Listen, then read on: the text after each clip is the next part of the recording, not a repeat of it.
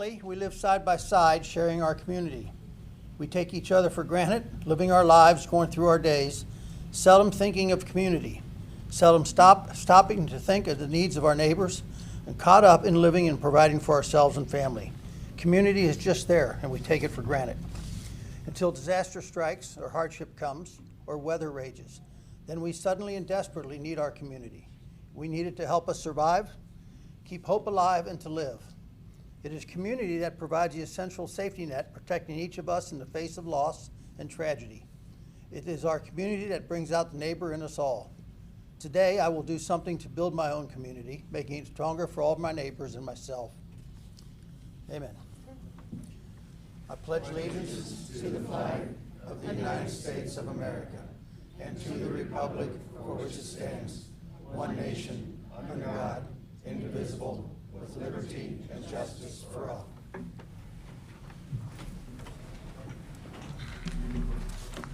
Space. We don't get crowds in here like this very much anymore. Thank you. Welcome. All right. We have roll call.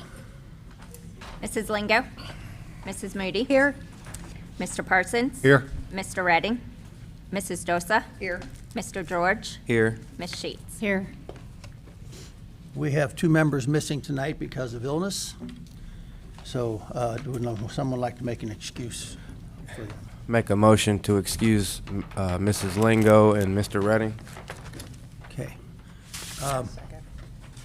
Mr. George has made a motion to excuse our two absent councilmen. Anybody like to second it? I second. Oh. Okay, I'm sorry. Ms. Dosa is seconded. All those in favor, please signify by saying aye. Aye. Opposed? Motion is carried. You have the minutes before you from our July 20th meeting. 2 copies here. 2 copies. What is different on these than the ones that were in the packet? Oh. Never mind. Are there major differences? No, you can look. I have them printed out.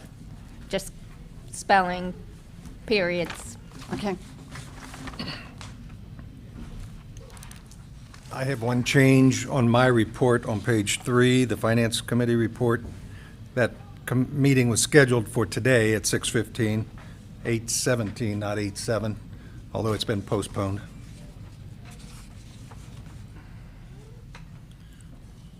Anybody else have any changes? We have a motion to adopt as corrected. I make a motion to adopt the minutes as corrected. Mr. Parsons made a motion to adopt. Do I have a second? Second. Ms. Sheets is seconded. All those in favor, please signify by saying aye. Aye. Aye. Opposed? Motion carried. Correspondence. Other than what's in your packet, I do not have any other correspondence. Does anybody have anything to bring before council that way? Okay, guests and special events. Fire department's here. Bless you, thank you. Hey! All right. Turn it over to the chief, to the mayor. Yep. Where's the chief? Do you want to say something first, or? Good evening, council members, Mayor Wolf, families and friends. I'd like to introduce the career firefighter paramedics. But first, I'd like to thank council, Mayor Wolf, City Manager Bill Coker, and especially the citizens that made this possible. I'd also like to thank the hiring committee, Assistant Chief Ben Dagenhart, Captain Todd Marshall, Council Person Keisha Dosa, and Business Person Paul Young. I asked our career firefighters if they could give a short biography of their education. So this time I'd like to introduce Assistant Chief Ben Dagenhart and Captain Marshall. They're going to come up and do their biographies.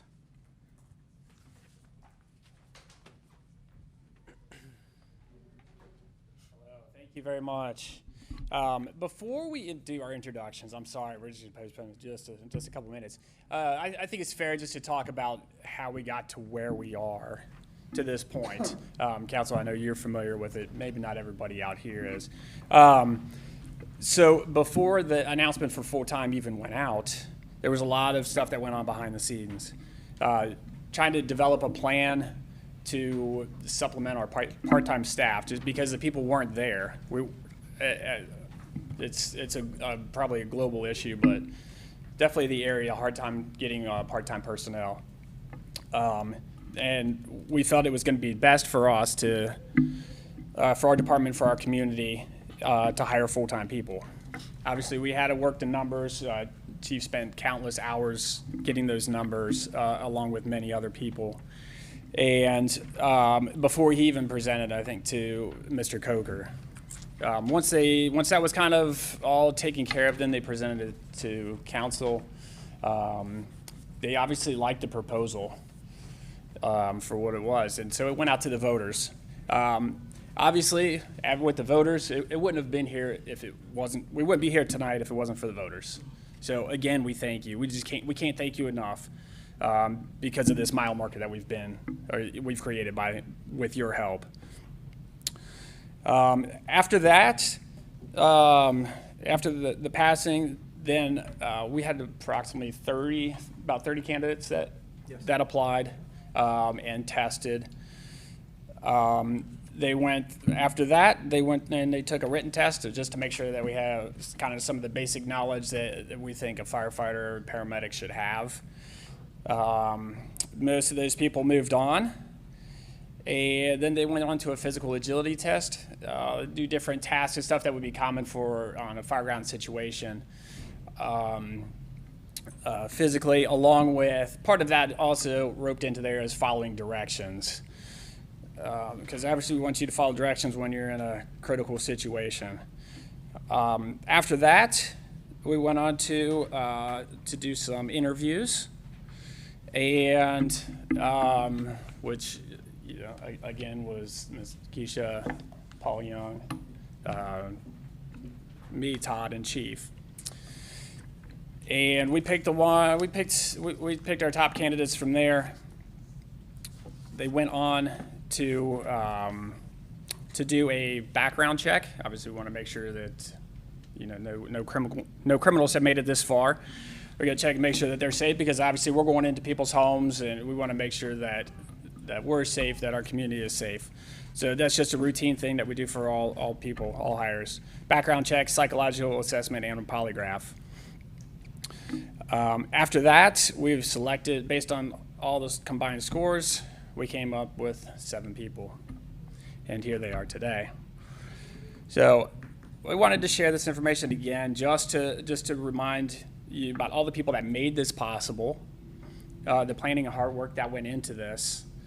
And without further ado, now we will introduce our 7 full-time firefighters. First up, Kyle Scales. You get to stand. Come on up here. Kyle's been in the fire service since 2015 after receiving his Firefighter 1 and 2 certifications and EMT Basic through Cincinnati State. Kyle attended paramedic school through Cincinnati State and graduated in 2016. He began his full-time career with Monroe Township in Claremont County in April of 2017, and also included in that was a promotion to lieutenant. During this time at Monroe, he had the opportunity to acquire training certifications in basic and advanced fire investigation, NIMS 3 and 400, fire safety inspector, EMS instructor, fire officer 1 and 2, as well as CPR ACLS instructor. Kyle is finishing his associate's degree this semester in fire service technology through Cincinnati State. Welcome, Kyle. Thank you.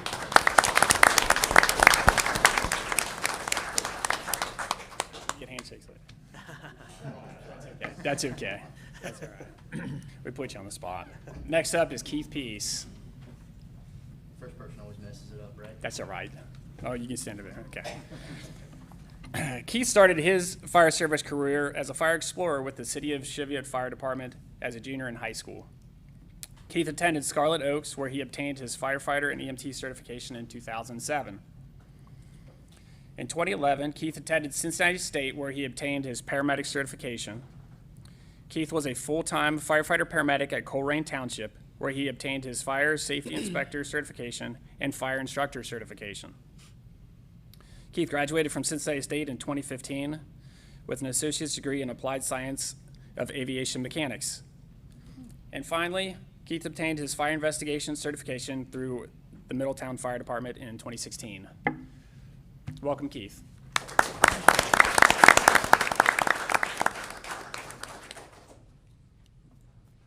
It's your turn, Sam.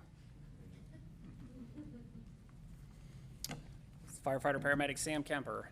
Sam graduated from Mount Healthy High School while attending Scarlet Oaks Career Development Center in 2017, where he obtained his firefighting 1 and 2 and EMT certifications. Sam began his paramedic class in January of 2020. After a grueling 16 months, he graduated in May of 2021 with his paramedic certification. Sam will be attending fire safety inspector class this October. Welcome, Sam.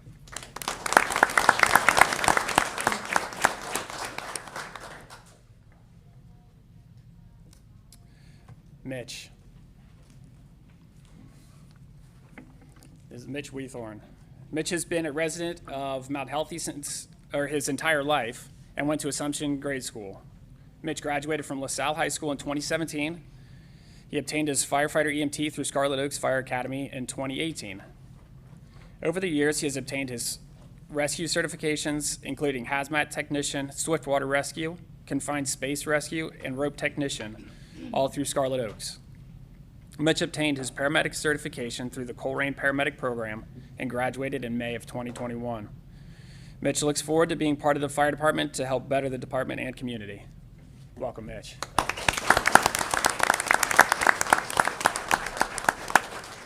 And I'm going to pass it over to Captain Tom Marshall. Let me get my cheaters on. Didn't need to ever use these, but now I do. I want to thank everybody who showed up for this. It's great to have you here. I want to echo what the Assistant Chief and Chief said too. Thank everybody that was involved in making this happen. It was a hard process, a long process, but teamwork made it get through, and we got a great group of people here. I also want to thank the citizens of Mount Healthy for the support to the fire department. You have always stood with us and showed your support for us, and that's always helped us to provide the best fire EMS services that you deserve. And one other thing is, this is another exciting and historical chapter for the Mount Healthy Fire Department. We are now staffing full-time firefighters combined with our dedicated part-time firefighters and providing the paramedic services that they deserve. So we encourage our neighbors to always stop by the firehouse, meet the staff, and if you got any questions on how we function or operate, please ask and we'll be glad to show you around. So with that, we'll get on with Eric Moorman. Eric began his medical career when he first chose to go to school to become an RN. Eric became a PCA at the Christ Hospital, where he spent 3 years helping patients. He then decided he wanted to do more to help others. So Eric enrolled at the Cincinnati State in the fall of 2016 to become an EMT. Eric began fire school January of 2017, and by August of that year, he obtained his Firefighter 2 and EMT certification.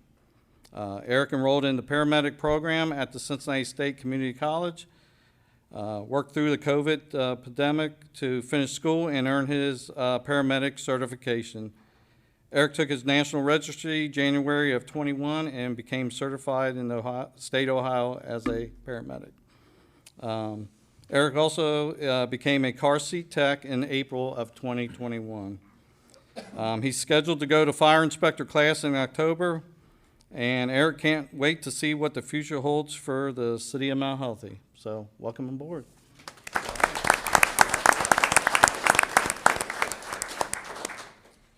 Kristen Kolkmeyer. Kristen began at NKU for nursing, and then when she was there, she decided to pursue a new career as a first responder. Kirsten graduated from Scarlet Oaks in 2015 with her EMT basic certification, and then began volunteering with the Green Hills Fire Department in 2019. Kirsten completed her Fire 2 certification through the Woodlawn Fire Department and began her first part-time job with the City of Mount Healthy Fire Department, January of 2020. Kirsten has completed her paramedic program with the Cincinnati State Community College and will be obtaining her license in the upcoming weeks. And then she is planning to attend Eastern Kentucky University for a bachelor's degree in emergency management. And one other thing is, Kirsten will be making history as the first female full-time firefighter paramedic for Mount Healthy.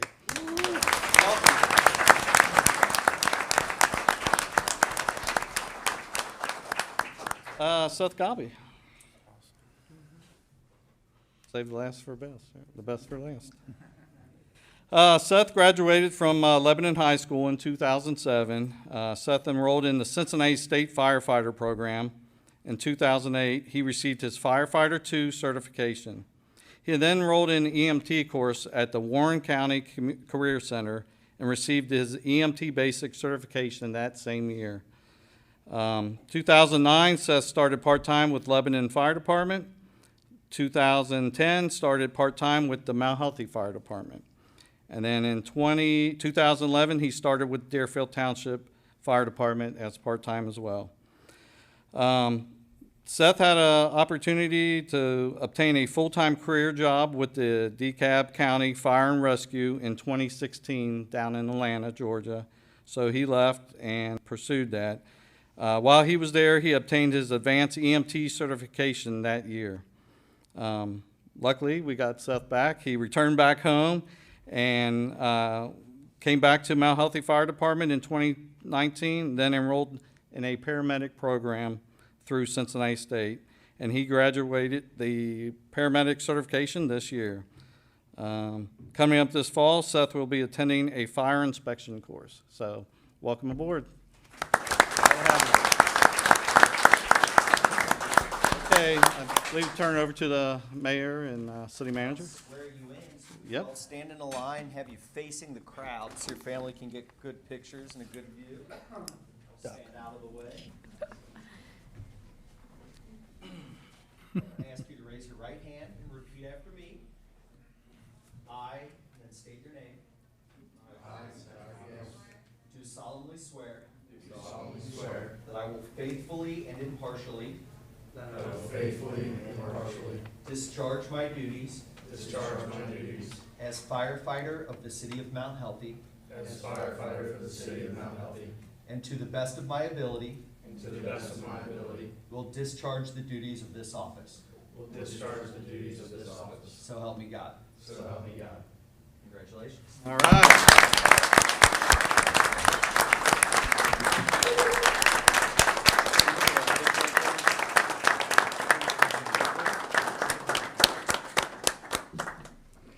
Hang on, get up. Here, can we get a? Okay, now we done.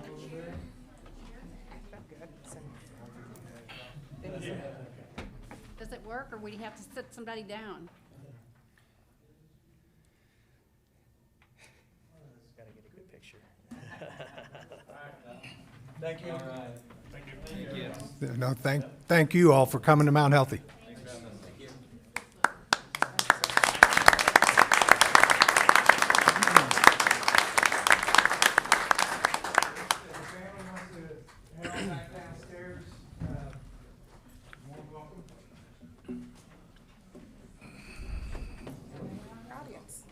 Yeah, they're one of our audience.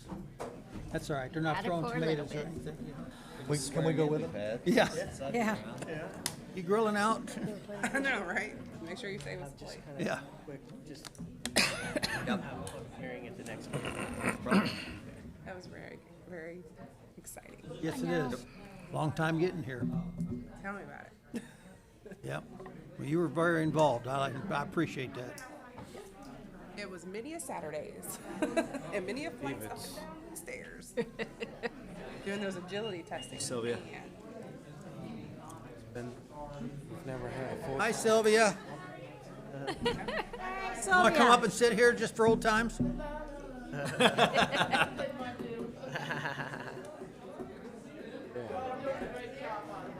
mean, not only on paper, she's good. I think I've seen her here. I recognize her. She's on council for decades. Yep. That's the Chiefs' mom, right? So, She's a big Mount Healthy football fan. oh, does she come to the games? Yeah. She lives at the end of my street. Always stops and talks and stuff with the kids. Oh yeah, she's always like, "Where are the boys?" It did, didn't it? Yeah. Makes it easier. She's Well, always she lives at right the across the street games. from Jim Lowenberg. Okay. And they live at the end of our street at St. Clair. It's kind of funny because you're at the end, and then you have me, Jenny, What and side? then What Joe's side in of between. Elizabeth do you? I don't live on Elizabeth. I'm on St. Clair, and my house is the corner of Chief's St. been Clair. waiting out there. Yeah. Literally, Speedway is my street. Hello, Chief. Stop sign. That's my house. We want to pull that. And then Joe lives Sort of. the next block. Chief gonna go Jenny first? lives diagonally right across that Right. big The house. big house, yeah. So you're on the first stop sign. Like you come to the stop sign, my house, it has the garden, the big garden on the side. Okay. That's my house. Okay. I have a huge garden and a flower garden in the front. That's my house. And then Joe. Chief, you're on. Don't sit down. It's a good thing. You can get out of here then. So actually, I just, real quick, there's been a lot going on down at Clover Nook. There was additional information on your, desk tonight that we can possibly consider. And I just asked, just so everybody know, I've been out the last 2 days. The jury duty just got released, so just right before here, so I came straight here. So I've been piecemealing things together, but Chief came in just to maybe give you an update. They had a Zoom call. I couldn't be on this morning. So I just turn it over to Chief, and I might add some stuff. I talked to our law director on some other things, but go ahead, Chief. Thanks for coming. Sure, thank you. It's kind of difficult to figure out where to start on this, but I guess we'll start at the very beginning. So we've been having a series of ongoing conversations with various members of their management team for, well, ever since I got here, which was almost 7 years ago. We've had numerous changes over there in who's running the place. We had a little bit of a break when they were remodeling, excuse me. And then a new team came in. They started placing folks in the facilities. And the lull that we had experienced for about a year while they were remodeling kind of went away pretty quickly. What we've seen, in particularly the last 2 months, is very disturbing to me. It would appear from the people that we've encountered down there, especially during the day, I had several different occasions where we've been down there on very violent acts, trying to conduct investigations. And it's pretty clear from the people that we've talked to and had conversations with that we have a lot of the folks that have been evicted from other properties that are now living there. Probably some of the more challenging properties that we have in Hamilton County have rid themselves of some of their problems, and we've now adopted them. I don't know to what extent that they do background checks or how any of that works, but it would not appear to me that any of that was done with any degree of scrutiny. So these folks that have settled in now have begun inviting their friends over, and part of the problem, a huge part of the problem that we discussed a little bit today, was the fact that they really don't have control of the property as far as who's on it and who's supposed to be there and who's not. In my conversations with them, it appears that they expect the police to perform security for their facility, which we can't do. We have limitations.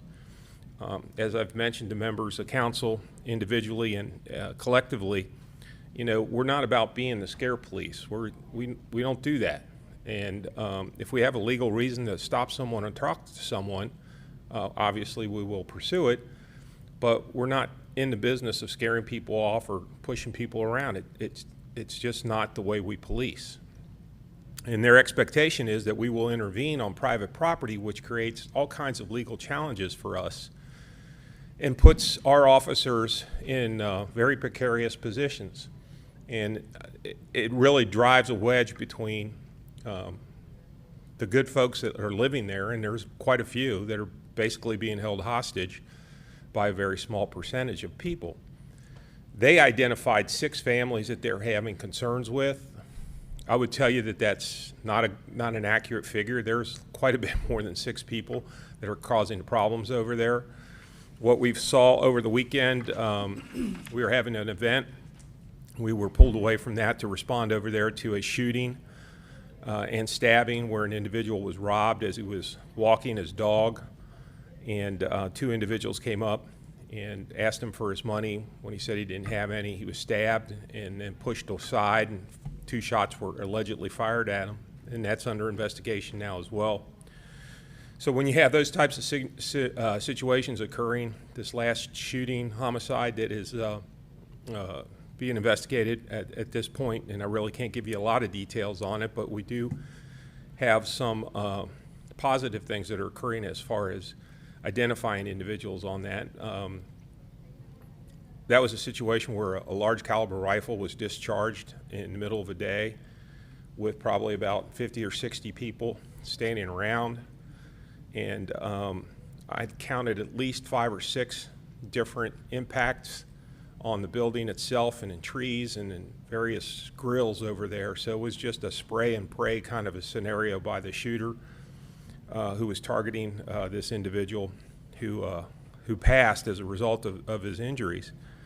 And one of the complaints that we get repeatedly is that we have large groups of kids that have basically taken over control, for lack of a better way to put it, of the streets there. They know that we have a camera system, although it's not a very good one because it skips. So you'll be watching a particular video, and it'll be in real time, and then all of a sudden it skips forward 3 minutes. It's not a very good scenario, but it's better than nothing. But it will present problems for us in court that we've been able to help piece things together. But those cameras are strategically located in the properties. And so what they've done is, you know, the old mouse and mousetrap scenario. You build a better mousetrap, you just get smarter mice. And that's basically what's occurred, is they understand where the cameras are at, and so they do their dastardly deeds in places where the cameras aren't. And a couple years ago, as you all are aware, we became involved with a company that has license plate readers. We've used it very successfully. We offered it to the school system. We offered it to Hilltop. We offered it to the Clover Nook facility. To my knowledge, nobody took us up on any of that. They're now looking at maybe putting some of those in as well, which will help. The other problem is they have a lot of vacant buildings in there that these kids that are roaming around, and that was another scenario we had this weekend. We had about 4 or 5 kids that broke into a person's house or apartment after they left, totally ransacked it, took all the stuff, put it in a vacant apartment that they were using to hang out in, for lack of a better term to put it. And these are all things that are creating numerous problems. Our officers do patrol the area. They do see people standing in semi-private areas of the facility, and we're basically powerless to go and confront individuals unless we have a reason to do so. If they had a management or a security team in place, their security team could do that very easily, still be well within their rights as the real property owners, and so they can perform things that obviously we can't do and really shouldn't be doing. We've broached that conversation with at least 3 management teams that I'm aware of.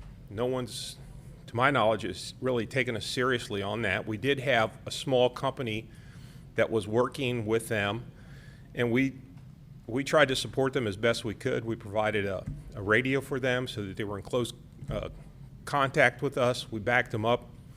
That lasted for about 4 or 5 months, and then they disappeared as well. So in my mind, we're reaching kind of a critical point here with the amount of violence that we've seen. Talked to Mr. Coker and I talked to Scott, and we both kind of agree that probably one of the best actions that we could take as a city to protect ourselves is perhaps to enforce or place a curfew very similar to the ones that we use during the festival on a limited basis over the next September, October, at least October, I would say, however long you guys determine. But I would recommend that we try to get into the colder season, so to speak, that would help. If we have that in place, at least our officers can challenge some of the youth that have seemed to have, congregate there and basically taken over control of that area. The conversation I had with them today was, I don't like, I'm not a person that talks a lot, and I'd rather see us do something proactively. I don't see that occurring anytime soon because the amount of money it would take to get a security team in place is pretty expensive. And we seem to keep getting kind of tied up on how this should occur. And as you get into the conversation with their management folks over there, it's pretty clear that it keeps coming back to the police are supposed to do this. And they're stressing our resources to the absolute max. A detective is carrying hides, child molestation, several rapes. Over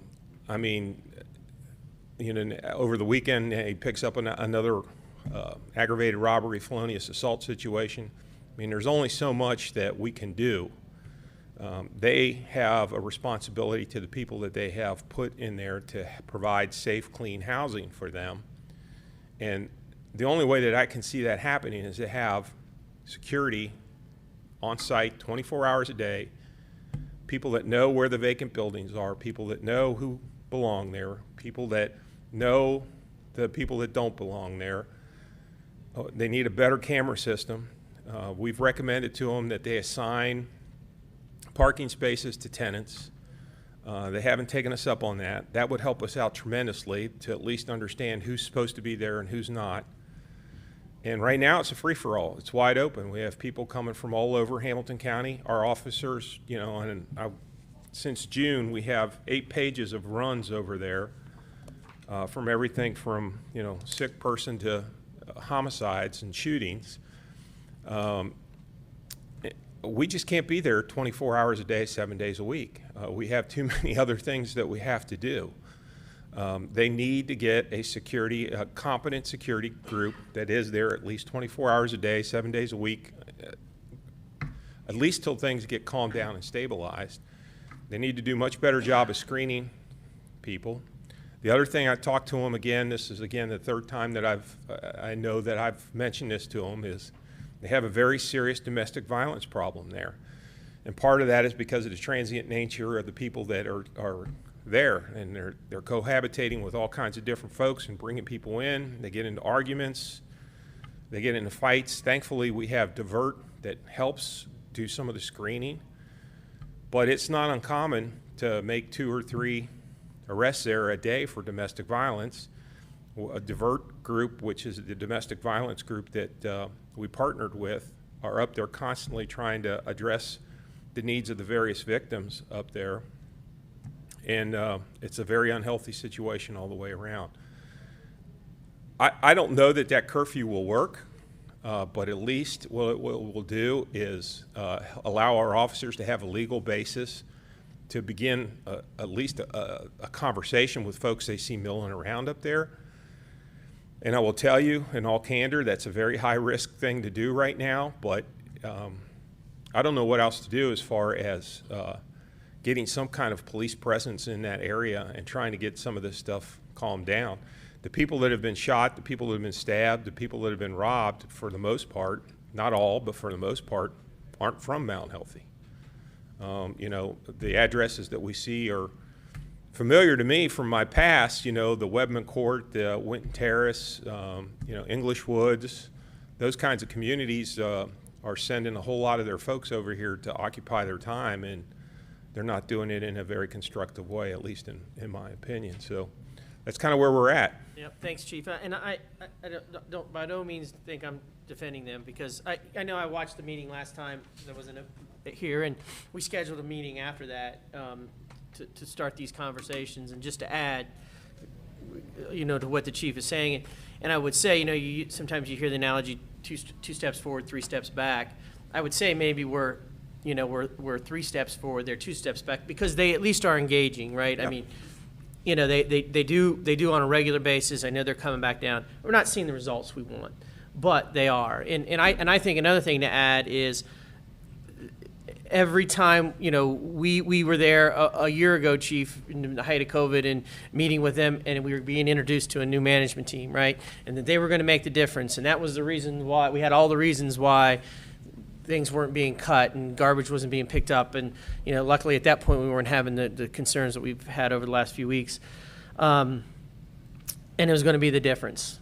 Well, our last meeting, we're being introduced to a new management team because they'd fired the old one because they weren't responding. So, you know, it's one of these things where I feel like, you know, you get what you pay for. They have to step it up. You know, they said all the right things a month ago with the new management team, but we'll see.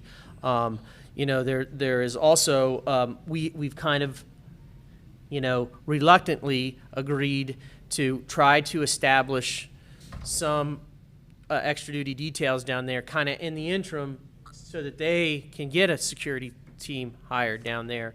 But to your point, Chief, it seems like the only focus is the agreement we have with them.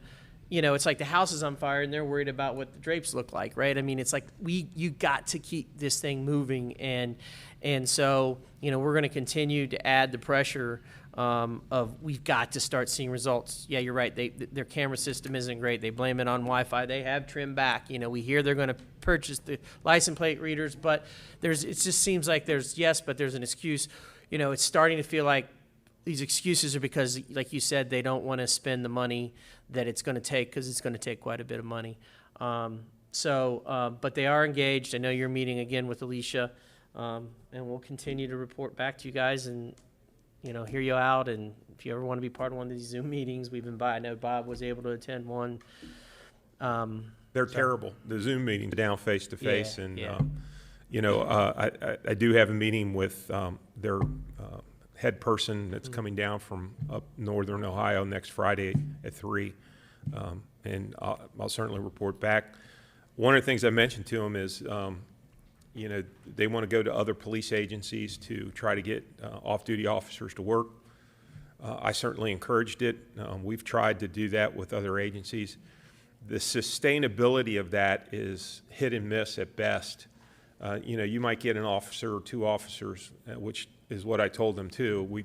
Until we get things calmed down over there, we definitely need 2 officers working together. It would be very dangerous to put one person there. But you're going to get different people there constantly. And, you know, you're going to have to basically retrain almost every day, because you got a whole new set of people that are coming in from different agencies, and they have different amount of buy-in as to what they do and how they do it. Again, they've asked us to manage that process, and I'll be honest, I just don't have the capacity to do that.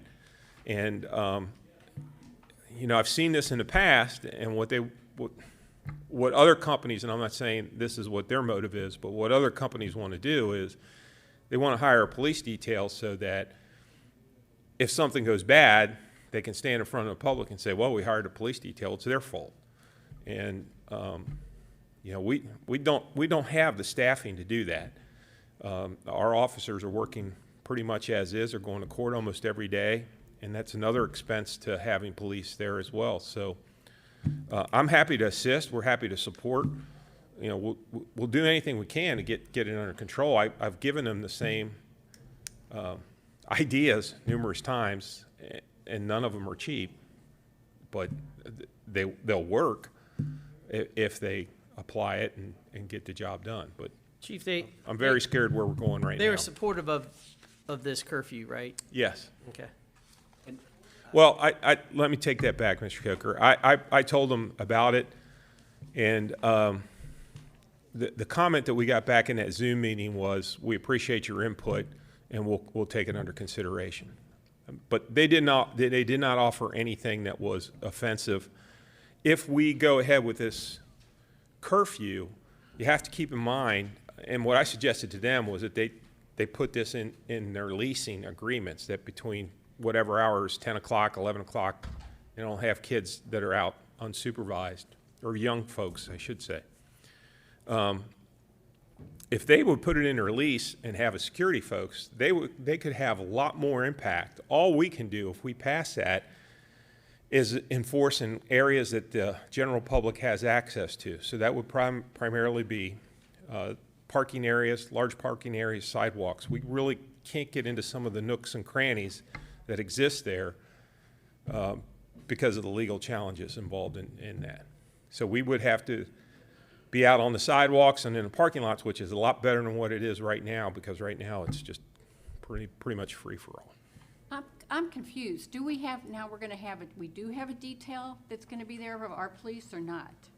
They have not confirmed the detail. The last, again, part of the conversation we had today in the Zoom meeting was, scheduling. How would this work scheduling? Could you schedule for us? And I cannot schedule for them. If they want to send me a list of times and dates when they need police service, we're more than happy to post it up, advise our officers. Right. Because we don't even know if our officers are going to. We have an established rate in the contract of what they get paid, what we're going to charge. It's all broken out in our contract, which we provided them. Yes, we gave them a copy. But we don't even know, once we establish that and we get this quote-unquote agreement with them, if people are even going to be interested in doing it. I mean, it's it's bad times. It's what I think they're talking from, I don't know, not.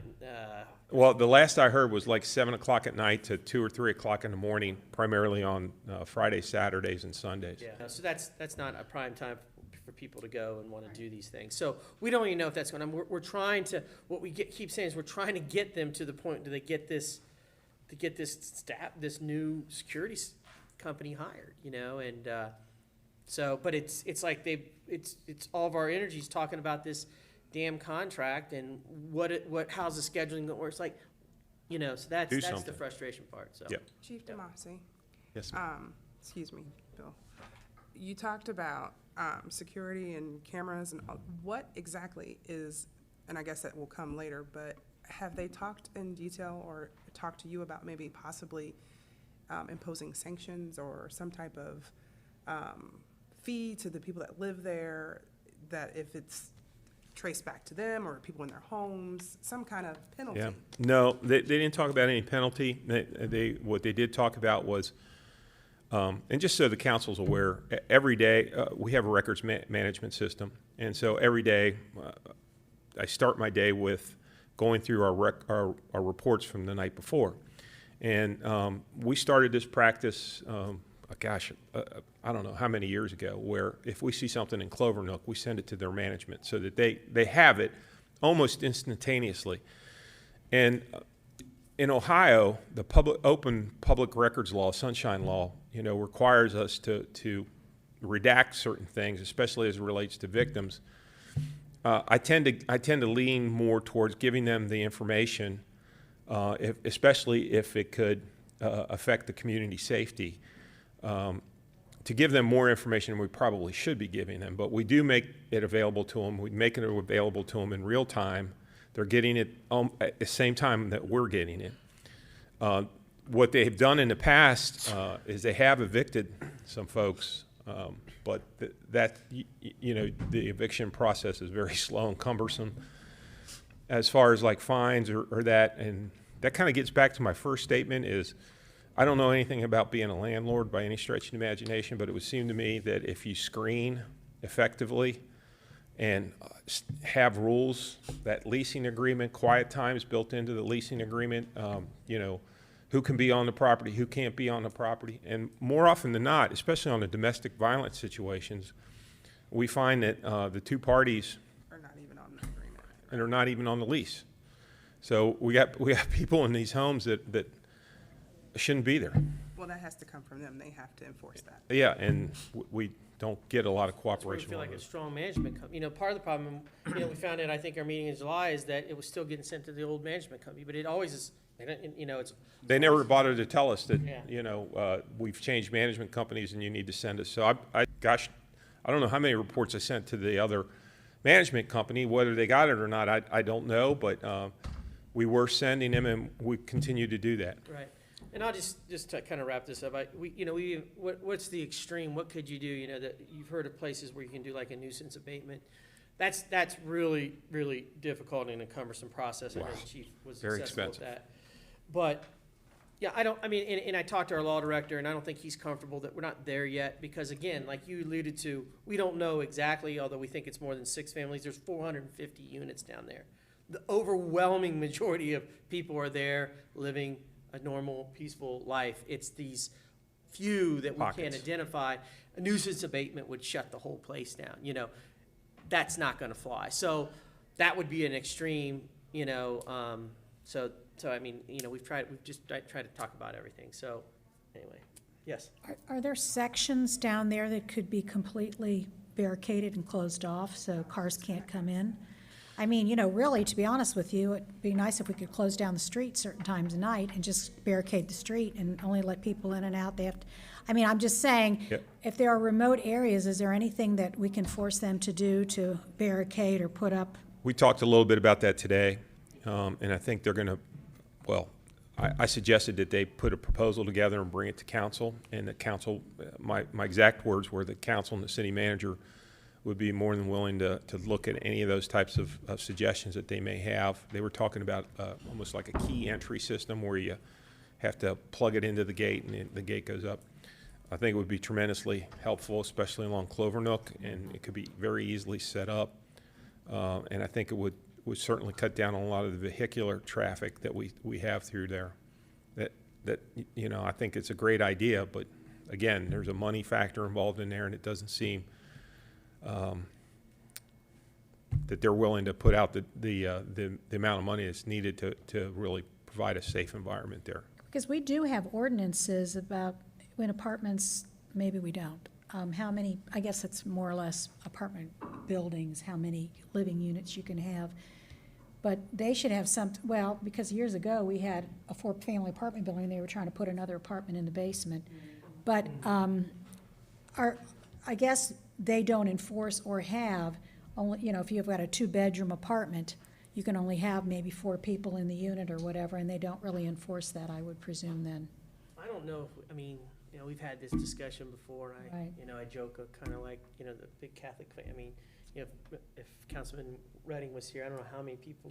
But you know, there so are it's hard to apartment complexes that used to do that. But Yeah. again, that would be more of Or their, their- something that we couldn't enforce. Right, I understand. That, again, these are all good suggestions of how you can, you know, they gotta, again, it goes back to having a strong management company to enforce their policies that they implement, which they've failed to do pretty much anyway. And then, and that management company is really where it needs to come out at. But the That's where- person who owns the complex is in charge of the management company. Right. So if the management company isn't doing their job, then it's the owner of the apartment complex that's held Well, accountable. that's what they keep saying, and they keep firing them, and then you start the whole process. And they can't over get a again. good- You know, so it's, I mean, again, I'm not making excuses. No, I for it, know. We've Well, lived I'm this, you know, just and trying to it's just. talk about That's where I the- talk about, you know, this whole 2 steps forward, 3 steps forward, because they have done some things, right? We said put in cameras, they did. They put in kind of crappy cameras, and then there were Wi-Fi issues, and you know, I did have an email at some point in the recent that they've ordered the things that are gonna be required to start to assign parking spaces. But I mean, we've been talking about that for a while, right? So. Couple of years I mean, at they least. they did not too long ago come through and tow a great number of cars, because we were saying, like, there's this broken town called, get this stuff out of here. Then we can know who should be here and not. So they did do that, but it's just kind of like, Yeah, we really have to, we had a situation, I guess it was about 2 years ago, where the trash was just overflowing everywhere, and I think Mr. Knight actually had to get involved, and, you know, we had to pull teeth to get them to get the trash bins and stuff cleaned up as well, so. It's not a good situation right now. I'm thankful that they are speaking with us, but I'm very fearful for what I've seen, especially over the last, 2 months. It's really escalated quite a bit, and we're seeing a lot of folks in there that aren't from Mount Healthy, and I can't emphasize that enough. It's not a lot of the people there are bringing these folks in, but the people that are creating problems for us don't live here, so that's something to keep in mind as well. Can I ask one more question? Yes, ma'am. Just to go back over something I just thought about, I wrote it down what I wanted to ask you about. You talked about the empty apartments and the vandalism and the things that are happening. What are they doing about the empty apartments? Well, we had a long discussion about that today, and I hate Zoom meetings. I'm not sure how much of it came across, but that was something that I suggested, that if we could get a list of those empty apartments, if nothing else, spare time, if we had it, we could at least check on it, because that's what's creating a lot of the problem. These kids find these empty spaces and they're using them for, all kinds of different things. But that happens frequently, and a lot of times they don't know who's in or out. And again, to Mr. Coker's point, that's a management control situation that, for a company this big, you would think they'd have some of this stuff kind of down pat, but they don't. And again, it's just, it's not a good situation. So these apartments, are they part of the ones that they're remodeling? Or are they just empty because they just haven't had tenants? Because I know they were doing section by section, right? Remodeling's Bill? done. Remodeling's It's completely done. These are That's it. people coming and going. The problem that we had 2 years ago is they had a section of it that they were receiving state funding to provide assistance to people with disabilities. And we had a young man that had made, I don't know the exact number, but it was like 70 some odd 911 calls, and he was supposed to be being supervised by somebody there, and that wasn't occurring. And we had to take that situation into a court setting to get it resolved. And it's difficult to do because you have a handicapped individual, and he wasn't being provided for to the level that he should have been, and then it falls to us, and we have to be the quote-unquote bad guys, and it's just not a good situation all the way around. And I'm very cautious about using our officers correctly. I don't want them to become scare police. That's not what that informal authority left when I was a young cop, and it's completely gone now. We can't function that way. It's very dangerous. It's not fair to the citizens. It's not fair to the officer. If we have a legal reason to address someone, we do. If we don't, we don't do it. Can I want to add, 'cause you're hearing from the chief and from administration, but I also want you to know that all of us have been contacted by residents that are fearful, that are living there. I've had several contacts. And what's interesting to me, it's 450 units. There's a lot of good people that live there. Sure. That are scared to live there right now.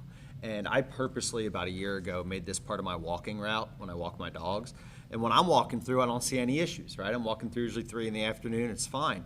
And today really was telling for me. It was my first day back at school.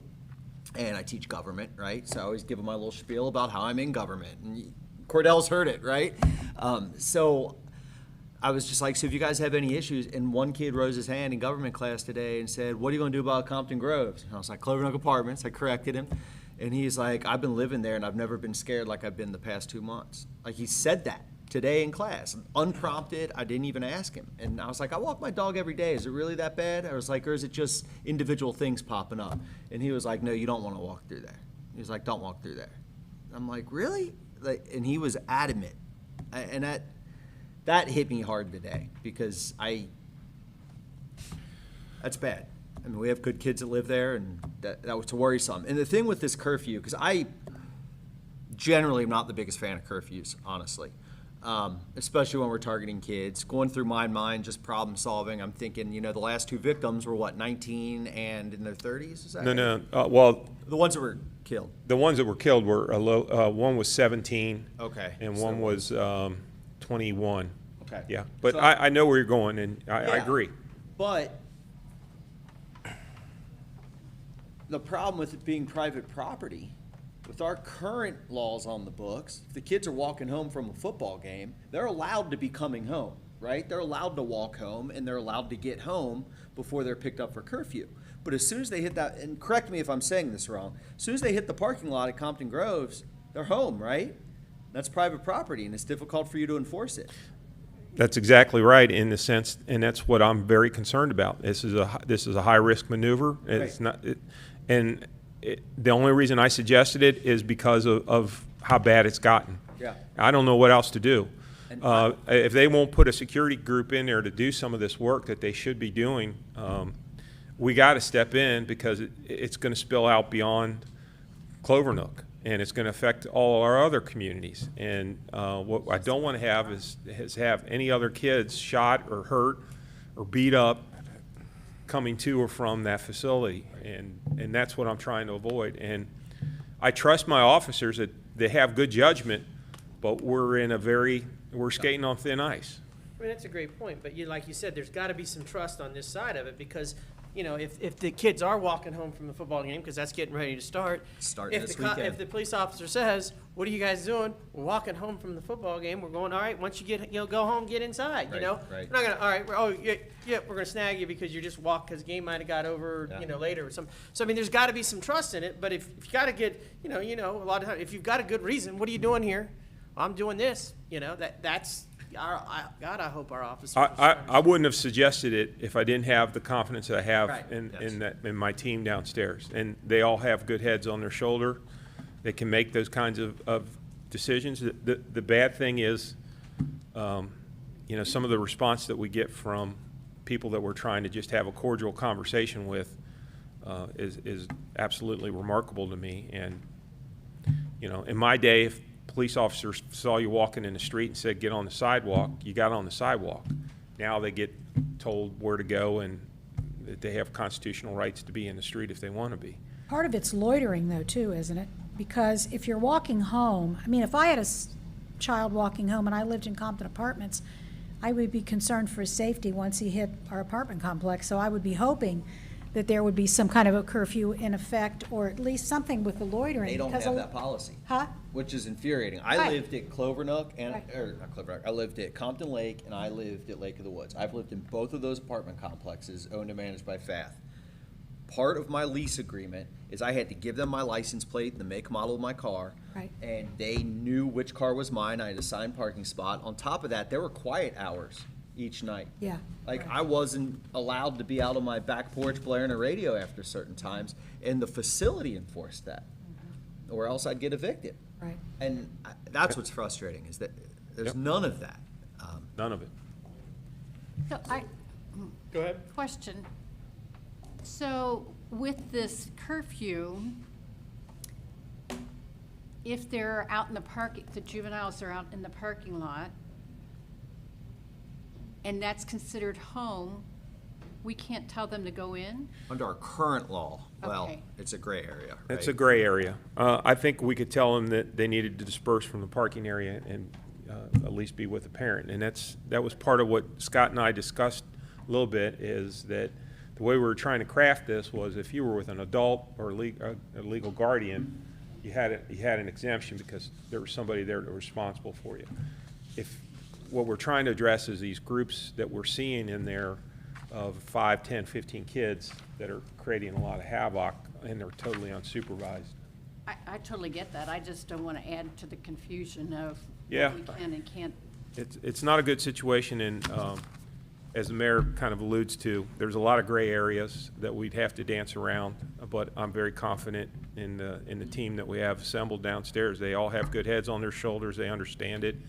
Their primary goal is the individual's safety. We're not trying to make arrests.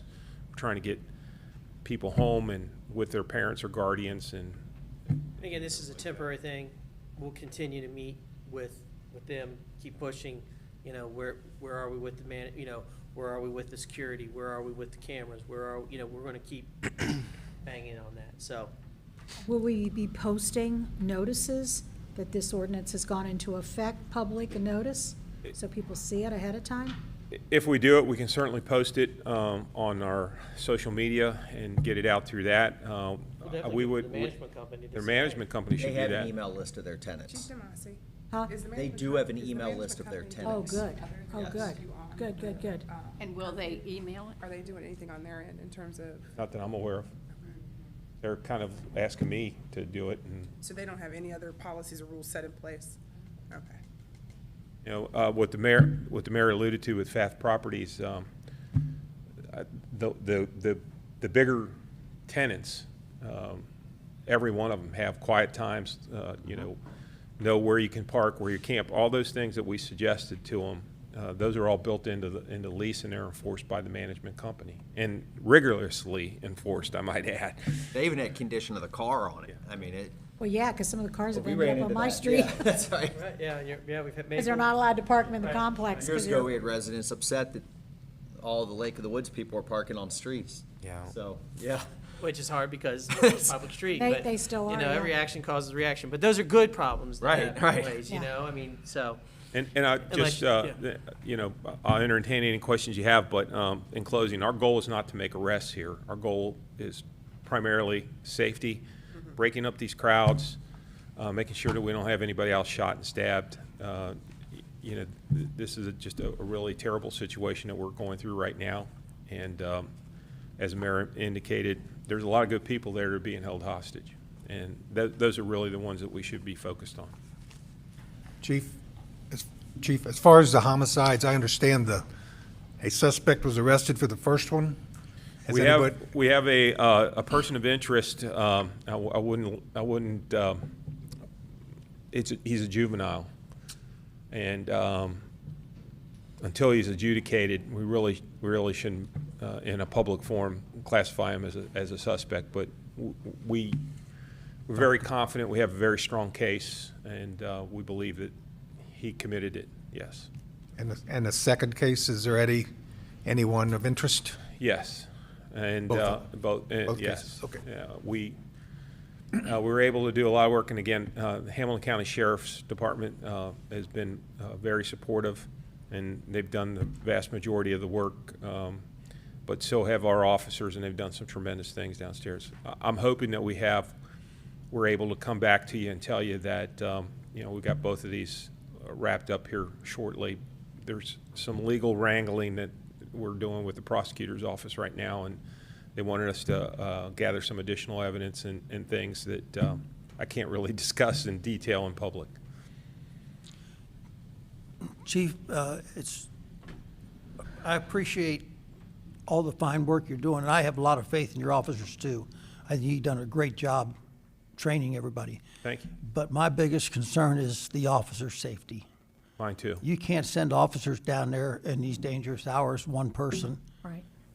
You're setting them up, and I'm very concerned about that. yeah, I just, I I don't want can't- anybody to get shot. I don't want anybody to get shot Stabbed, either, especially not one of citizens, ours. anybody. Yeah, I'm But I right have with a you. real concern about the officers. I appreciate that, and what we're being asked to do is really stressing the model, the business model, so to speak. Yeah.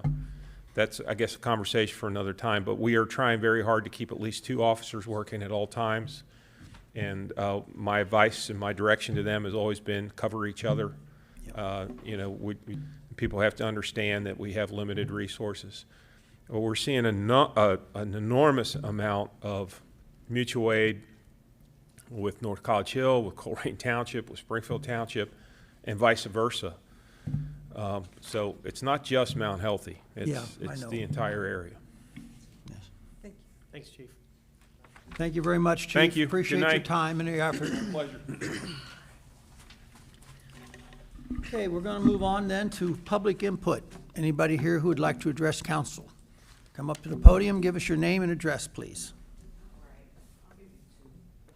So my name is Rhea Petway.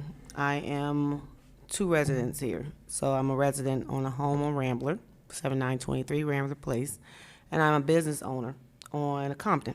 So I own Studio 914 Hair Salon. That is 1612 Compton Road, once owned by Mr. Manarino, then bought by Ben Sauer, and then purchased by me in 2014, the building at the end. I own 1612 outright, also with 1610 outright. So I am here because I need to know what was the process that was put into place when you put the parking ordinances for 1 hour in front of the businesses along Compton, Hamilton Avenue, a little bit down there, I'm not sure that street that is. I think it's the one where CVS is at on the right side, but not on the side of Vince's. Going all the way up Hamilton towards the funeral home. And also, I believe, down the street where Goodies and then the Precision Cut sit on a corner. And then also, I'm not sure if you have them on the side, the U.S. Bank. It didn't look like they were over there either. They're just scattered in different places. There's no order to this. But they were put up. They were put in front of businesses that primarily have clientele, mainly salon owner, shop owner, barbershop owners that have clientele that may be there longer than 1 hour because services take longer than 1 hour for those type of businesses. So what was the plan? When did it start? When did you vote on it? Mary, when was you the wanna handle businesses this, or- even, because I'm a business owner, I was never notified about it. So what letters went out, what dates? When did they have a meeting about it? Because none of us knew until they were just getting put up.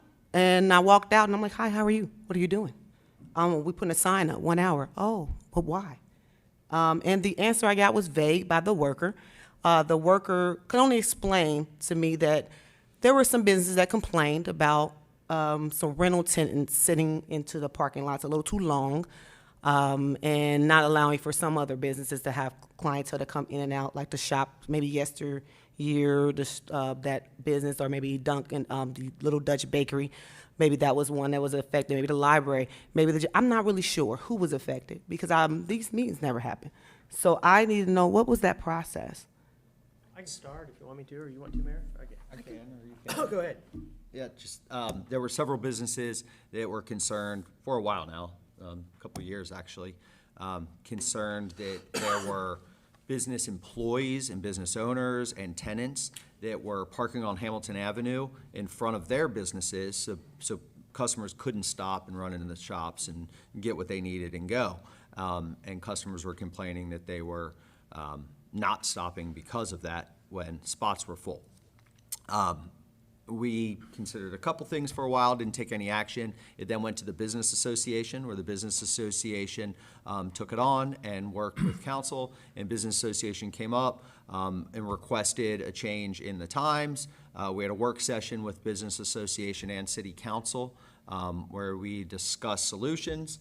We had several council meetings. We had a first reading, we had a second reading. These were all voted on and were supported by the Business Association and the businesses that were up here. So the Business Association was limited to a certain group of people that are actually a part of it. Correct. Spoke for all the businesses? Yeah, that's what the Business Association. So I recommend joining.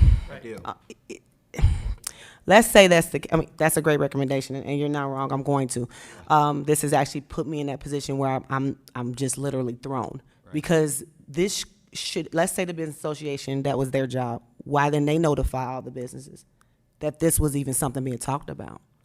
You know, I'm a city council person, and I've come to the liaison with the Business Association, and we did try to get to as many businesses as possible. But part of it is not just the businesses, it's the landlords and some of the tenants who park out in front all day long. We did look at what parking was behind some businesses and some of the places where there wasn't parking. For example, right down here at McMacken, for those people that live upstairs, they do not have parking in the very back of their buildings. So we did not want to make it hard for them during the day. They could park then on the side street, and then in the evening, after 5 or 5:30, whatever's up there, they could come back and park on Hamilton Avenue. We talked to some business owners who decided that they didn't want to park in front of their business, but they wanted to park in front of somebody else's because they wanted to keep it open for their clients. And those businesses were upset when they tried to talk to the business owners and say, hey, look, you're blocking my customers.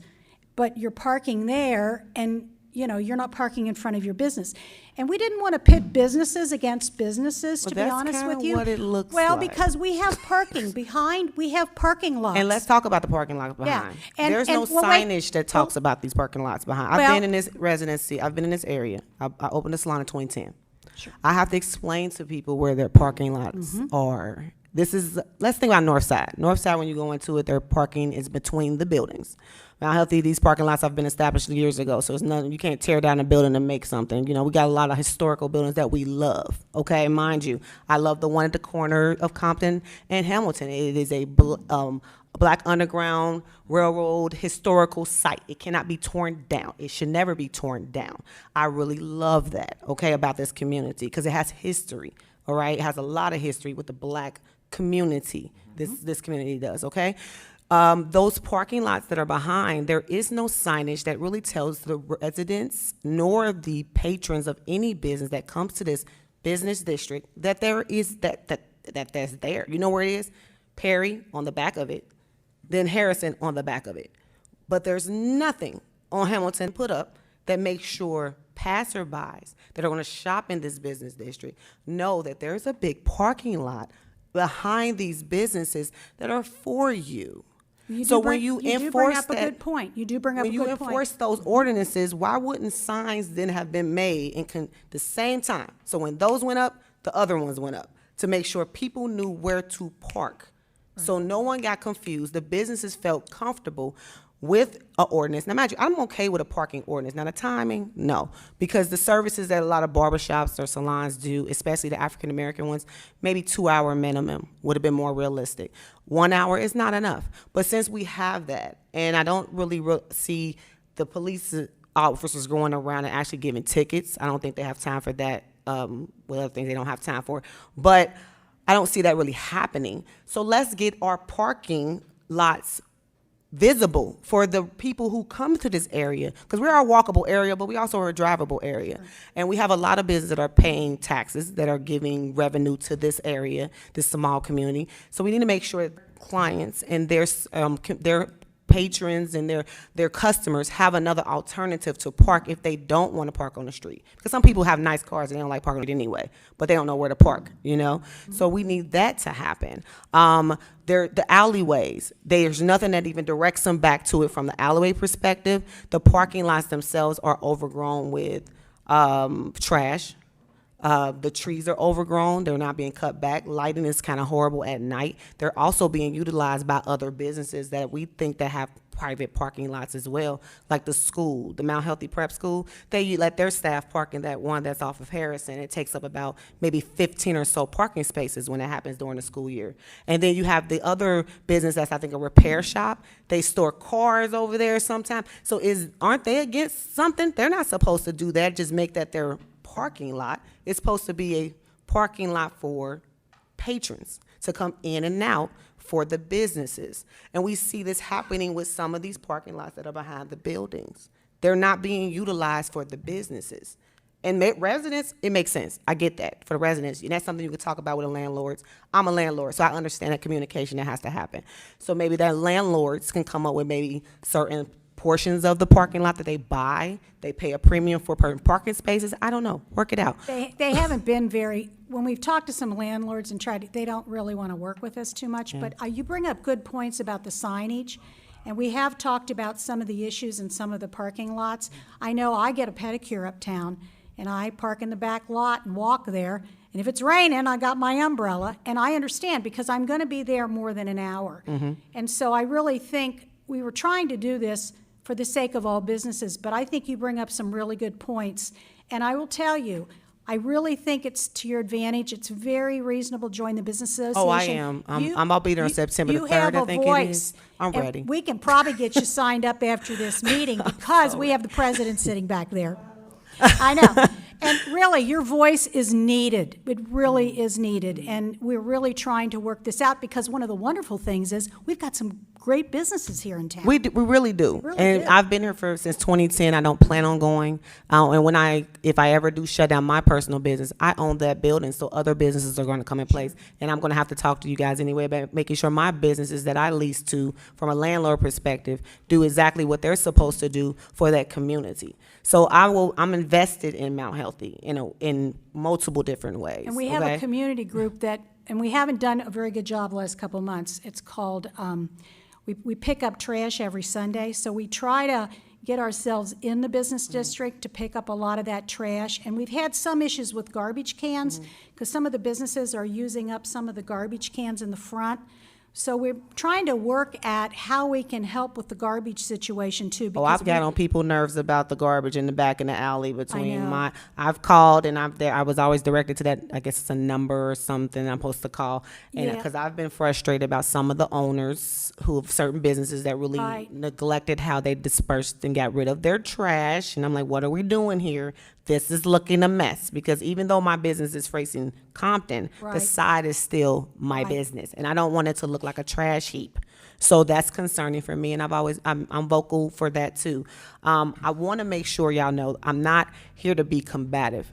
I'm here to be work together with you guys to figure out how the business community cannot feel isolated in certain realms of the business from everybody. I'm not speaking for the association. I'm really speaking for the community in a whole that deals with servicing people.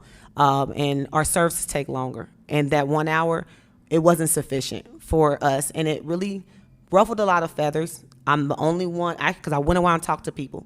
I'm the one who said, I'm going. So I'm here to speak on behalf of some that are not here. But I'm not going to stop speaking, because I really feel like we have to make sure that our businesses that are primarily the huger number of businesses in this community feel like they're being heard and they are a part of it, even with things that we place. And maybe on the business association end, we can figure out how that was missed, so in the future, that when it's things that they want to vote on and they want to talk about, that businesses, even though they don't show up, they are present in what they know. And then they can make a conscious decision if they don't want to come or not. Because I didn't know. No one sent an email. I didn't get a leaflet. I get leaflets about yard sales. I get leaflets about the Christmas stuff that I've been a part of every year, except for COVID. Oh, so sad. But I was a part of it pretty much every year we did.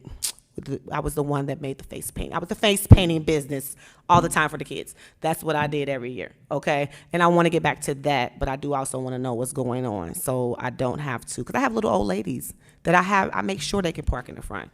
And you're not wrong about the businesses, about owners of the businesses parking and taking the spaces up minus the customers, because even the nail shop that's open next to me that I own that unit, I spoke to them way before y'all even put up these signs, and I said, hey, we're getting busier as a business, meaning your nail shop is busy, my salon is busy. Let's make it a conscious decision as us as workers, park in the back lot so our customers can have the front That's been a spaces real big and push. come in and What we're out. trying to accomplish. Yeah. So, okay, well, I appreciate you guys listening. I thank you for coming up. Okay. And hopefully I'll be in touch with a couple people here. All right, thank Hopefully you. we see you again. Come on. Thank you. Yeah.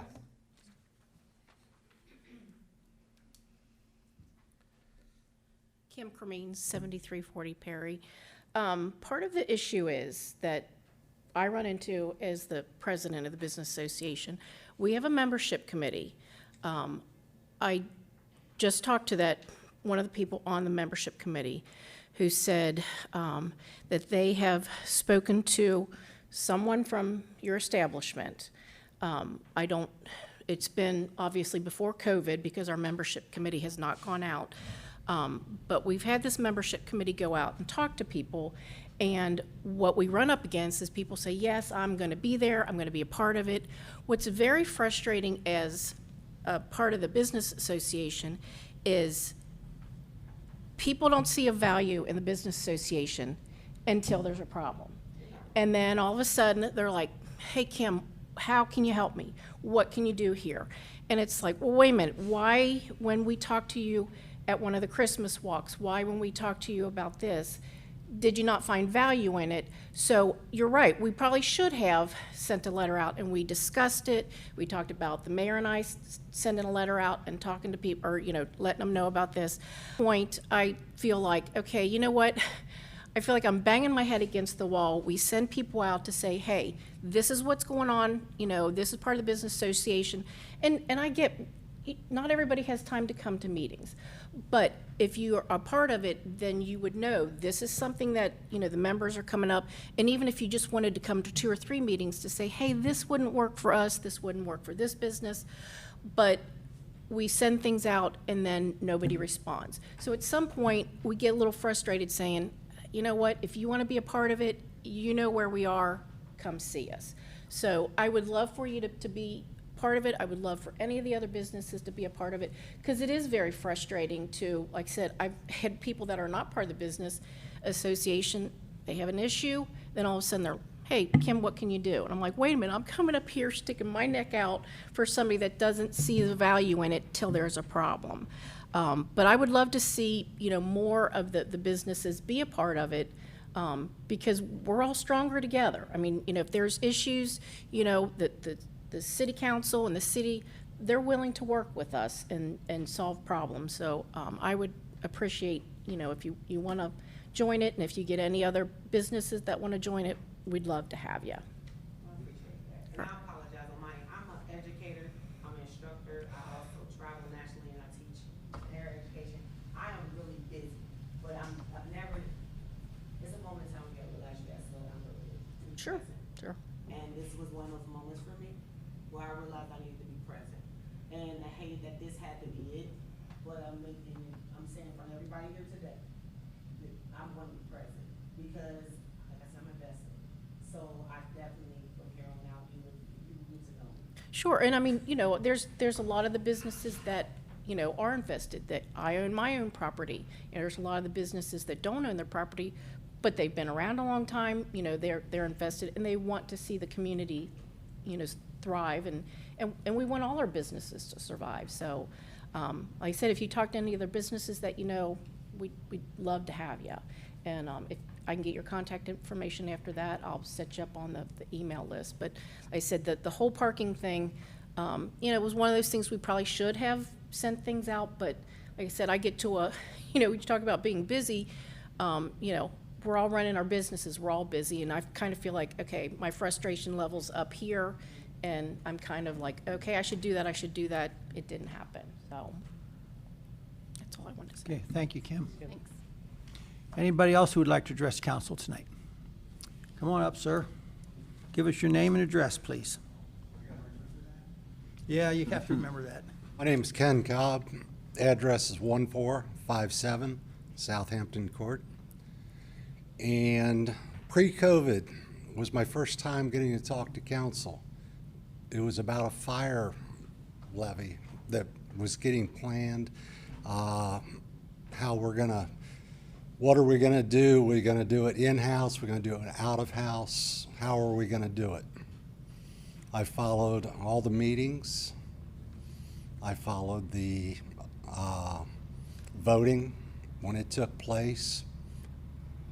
I fussed with a few people on social media, but talking to the some of the new full-time hires for the fire department, like in Kroger's, or if I see them on the street and I see their Mount Healthy shirts on, they are all tickled pink to be full-time positions in Mount Healthy. I find that great because when we were here pre-COVID, the fire department wasn't so happy. You know, they're proud of where they are now, and it's the reason, you know, that the whole Mount Healthy residency, the council and everybody else needs a big pat on the back, because I think what we've got today is actually the birth of our fire department, where it was conceived and started pre-COVID, and we're actually seeing the fruits of that first meeting. Well, thank you very much. Definitely tickled to death, and they, they have interactions with other fire departments now. You hear sirens from different areas all the time coming and going. Back then it was, is Springfield Township going to back us up? Is College Hill going to back us up? Well, we were to the point where they were not going to. That is correct. Yes. So, You and I have a better chance of staying alive, us gray, silver-haired men. hey, on November, I'm going to say November 24th, it's 6 o'clock in the evening. I made my own phone call to the emergency, and within 3 minutes, I heard the siren.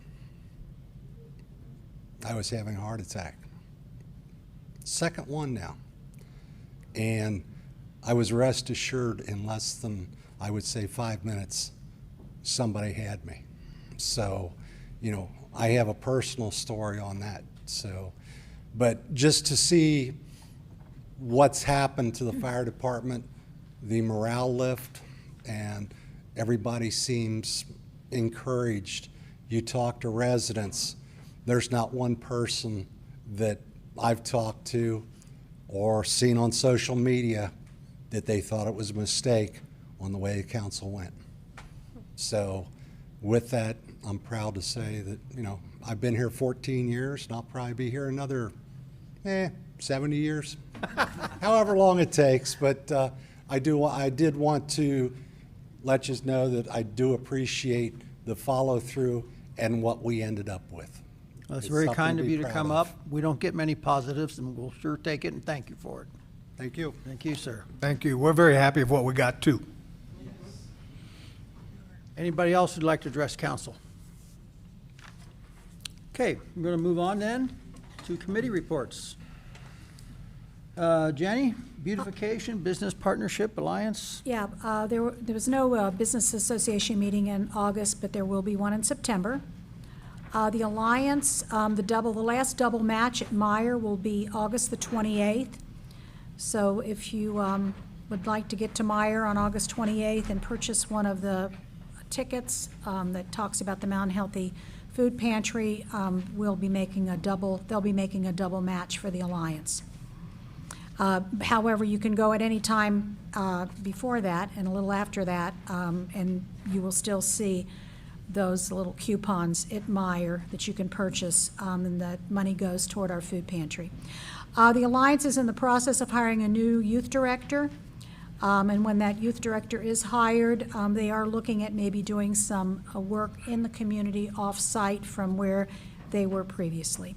And I have no report from Beautification. I'm done. Thank you, Jenny. Any questions for Jenny? Okay, Finance, Mr. Parsons. I had scheduled a meeting for, a Finance Committee meeting for before this council meeting, but forgetting that we had the Fire Department open house. So that meeting will be rescheduled for 6:15 on September 21st, the second council meeting in September. Hopefully, we can get statements as early as possible, the committee members and the mayor and the people that will be at the meeting as early in September as we can. We'll be looking at August through August activity and seeing how we're doing compared to budget. That's all. Thank you. Any questions for Mr. Parsons?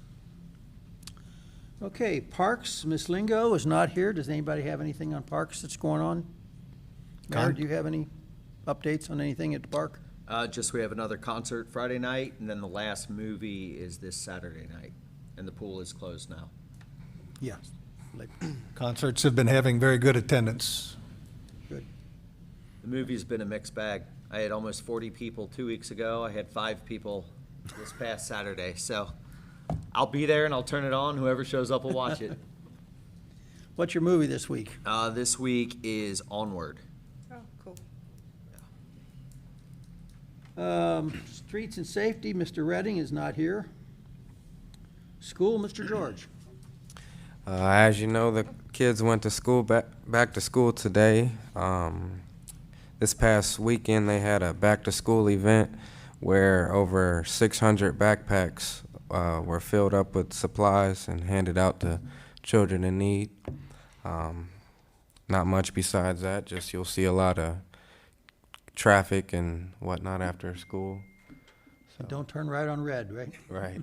You know, so that was a collaboration between the church that's now next to the administration building, the Baptist church that came up, I believe, from where the soccer stadium was, and I know Debbie and our police department, a great collaboration, so it was a great event for all the kids. It was nice to see. It's awesome. That's it, sir? Yes, sir. Anybody have any questions for Mr. George? Okay, library, Ms. Dosa. The library manager, Lacey, wanted me to let you know that the summer program that they had at the park did very well. They offered 7 story times, and they had a total of 51 attendees, and 7 afternoon teen and tween programs with a total of 23 attendees. So it was a very good turnout this summer for the library programs, especially the programs that they had in the park. And she was grateful to the city and to everyone in Mount Healthy coming out and showing support and allowing them to use that space. Now that the summer is coming to an end, the last day for the distribution of meal boxes that they provide will be Monday, August 23rd. And then beginning August 30th, they'll be providing in-branch meal services Monday through Friday from 3:30 to 4 for the children ages 1 to 18 for after school. So I think that that's important. They're also working to bring back more programs at the library branch, and they will update the library's website with those programs, dates, and times once they become available. They're still offering, for those who need the services, faxing, copying, scanning, and computer and Wi-Fi access. You can also offer one-on-one computer assistance, but you have to visit the branch and make an appointment, call or visit the branch to make an appointment first. So that is all that I have. But just to reiterate, thank you for supporting the summer programs. It was a great turnout for the kids and for our library, and hopefully they can do that and continue to do that. That's great. That's great. Thank you. Questions? Okay, Urban Tree, Ms. Lingo. I guess we don't have nothing on that. We Thrive, Ms. Sheets. We did meet on the 26th of July, and we did meet at Fibonacci, so we were not Zooming anymore. That was fun. And we had a nice attendance. We did get to meet our new navigator. When they asked if there was any city updates, I did talk to him about the issue of Clovernook Avenue and the apartments back there. And they are very willing to do anything that they can to reach out. And they also brought up the barriers. Mary from the park brought up the barriers that she's run into. And it's really, we're going to discuss it again next week. So I didn't want to bring it up with the police thing, but I think if we somehow work together, and I particularly also want everybody to be safe. So, I mean, they've talked about how to reach out, have maybe a pop-up food drive, things like that. And so they're willing to help in any way that they can. So we just, I think, need to keep them in the fold of when it's outside maybe the police action, or to include the police in the action that We Thrive's doing, so it isn't a police state, and I very much am in favor of that.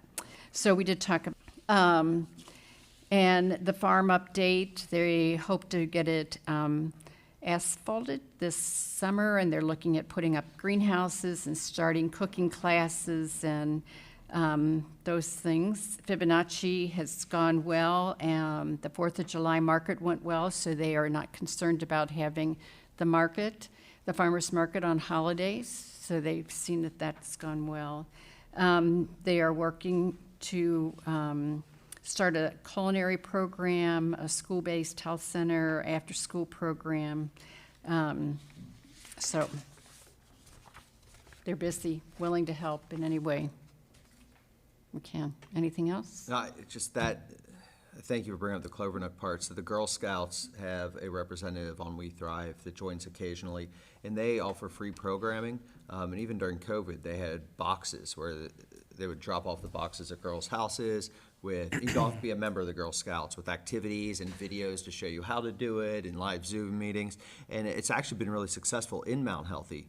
I reached out to Clovernook Apartments with Kristen Safier from the Girl Scouts, and she and I wanted to go door to door and just put door hangers, letting all the residents know of this program so we could hopefully get these girls in a productive program, and we were not allowed to do that. Oh, my gosh. Yeah, the complex wouldn't allow us to do that. So that's part of the frustration that came with that. Hey, we had a memorandum with Pearl, and the memorandum stated we were going to have community things and offered and information. That was part of our memorandum with them. Wow. And you did have in your packet the We Thrive, I assume, Jamie, Yeah, you Bob presented that, asked so for the plan. Thank the you. action plan that's in there, so. I think with our new navigator, we probably will get that on the agenda to look at, and it'll be time to. Thank you for that. I did see that in the packet. Questions? Thank you, Cindy. Mayor's report, Mr. Wolf. Just a couple things. Bill and I and the chief have a meeting with representatives from Vince's on Thursday. They requested the meeting, so just want to let you know we are keeping communication open with them. They have reached out, so we will let you all know if anything comes of that as we move forward. So that is going on Thursday afternoon. I did get a letter, I probably should have included this in the correspondence, but it's a nice letter from a resident on Duval that went on vacation, and a neighbor called and said their garage door had been open for 2 days. She didn't know if she left it open or if someone broke in. So she called the police, and they said they were busy, but when they'd have time, they would check, and they went and checked out the house, and everything was fine, and they closed the door and called her back. So she just wanted to commend them. So I'm going to Beef's mailbox so that he Nice. can give proper commendation to the officer that helped. And then I'll follow it up with an email to him and the resident. And then the last thing, we had planning commission last night.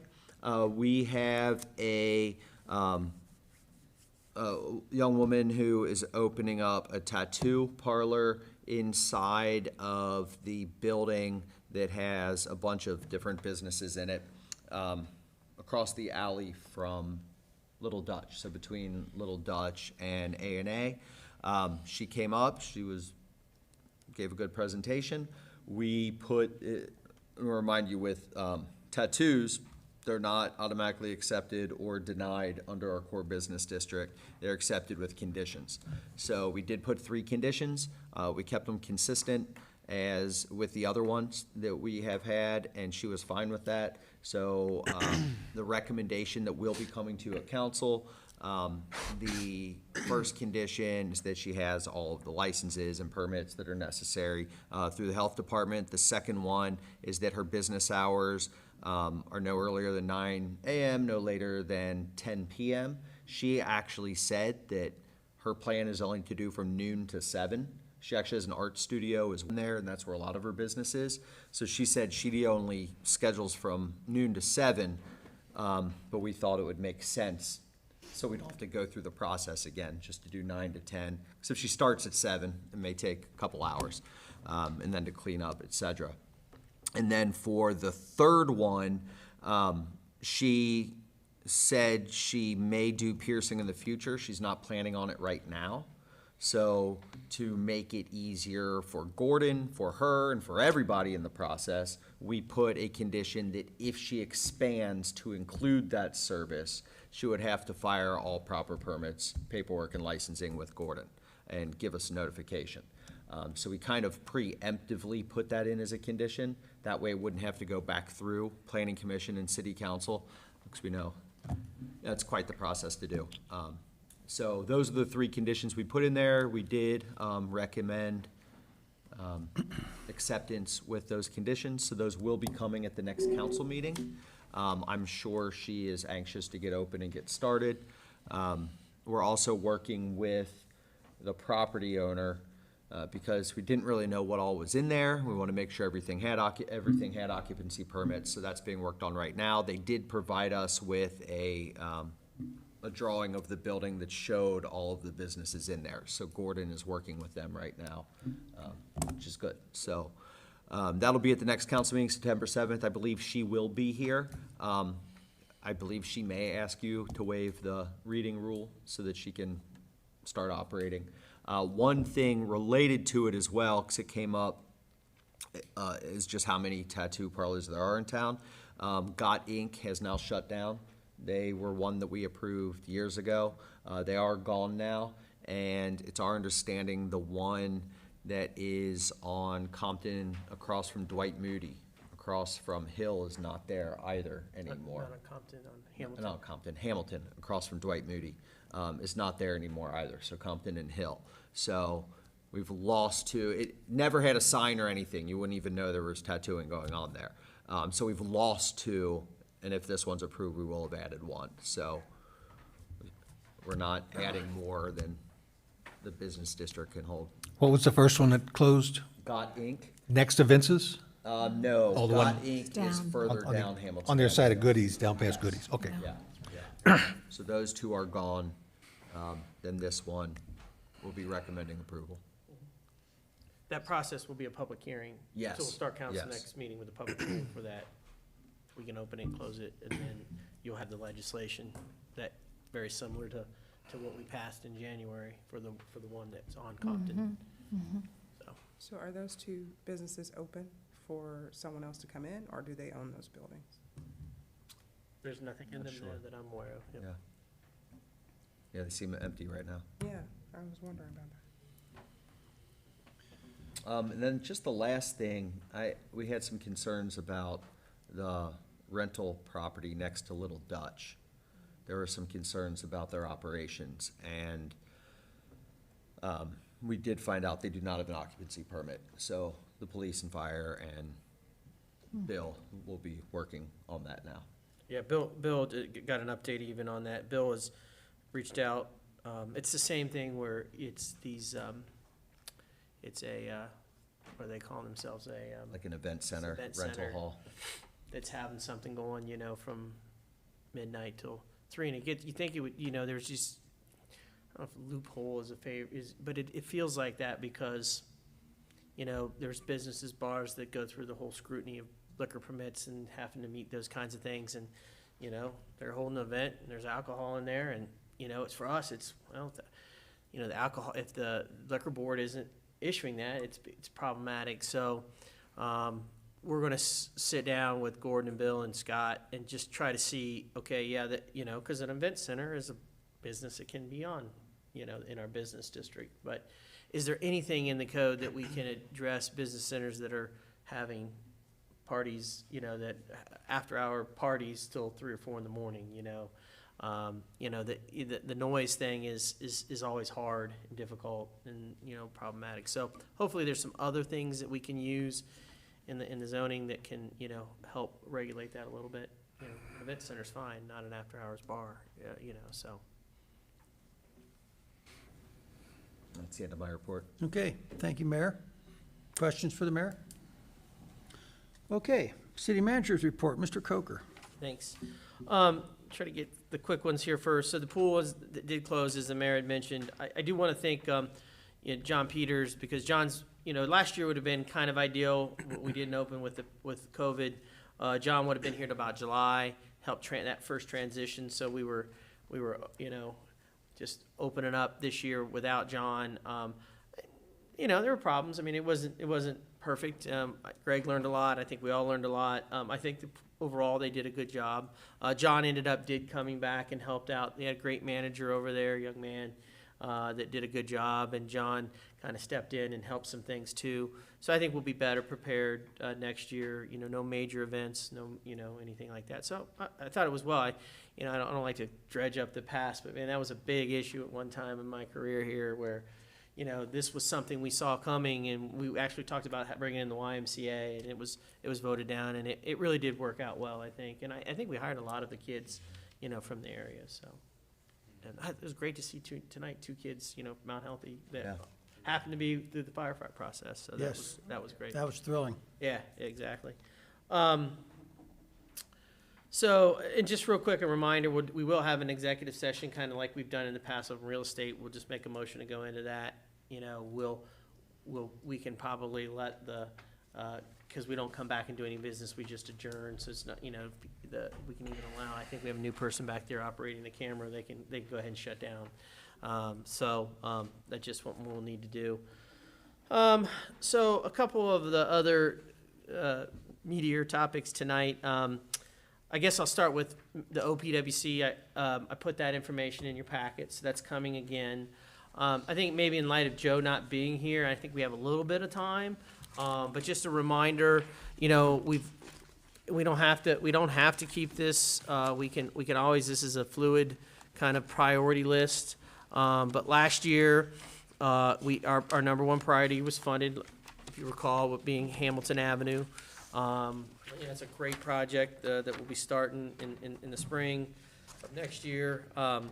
And really 2 grants, and it's the first time we've done that. It's a $1,136,000 project that's basically be covered by, actually municipal road funds, 2 different, LTIP and ODOT urban paving. So that's a great project. So last year, just as a refresher, our second priority was Madison and Forest, and our third priority was Compton. And I think over the last couple of years, we've kind of shifted, but we can move that too. So I think that I just kind of want to plant this seed this meeting, maybe wait for Joe since he is chairman of the street committee. But by next meeting, we're going to kind of need our priorities so that we can get the legislation in place and meet those requirements, right? And I want to make sure that, so when is the application is due? Friday the 24th, and I think our meetings are the 7th and the 21st. So if we don't have enough, we can discuss it, finalize it, and then make sure we either have enough people there or we'll have to do a special meeting to get it there. So What do you need, a resolution? yeah, I think that it's you guys. We put a legislation together that authorizes me to go forward with it, and it's just kind of a general. We don't get in, in what our priority is or so forth. We'll just pull up the ordinance from last year. But those again were our, Madison and Forest was our second priority, and Compton was our third. So we need to figure out how we want to do that.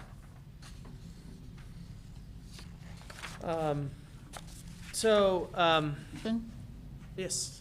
So on the paper that you gave us, it says that the pre-application deadline is on February the 17th. So we don't have to have something to them by then? Let me see.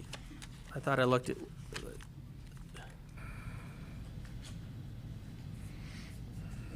What did I do with that?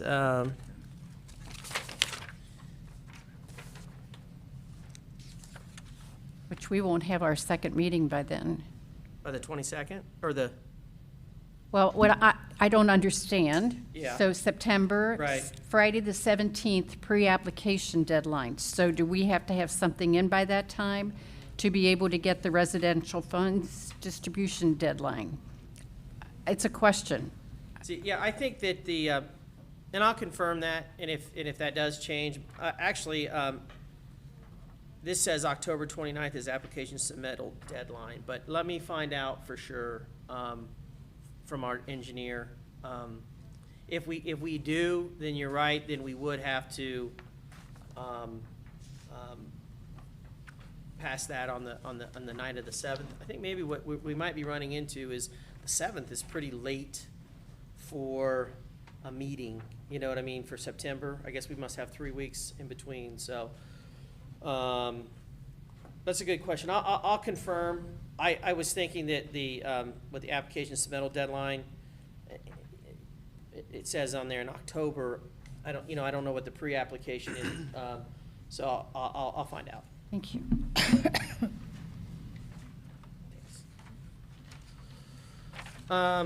So I know we've had a lot of discussion about arborists and what we need to do on Elizabeth Street project, and I included in your packet 2 estimates. One of the arborists provided, I'll simplify it.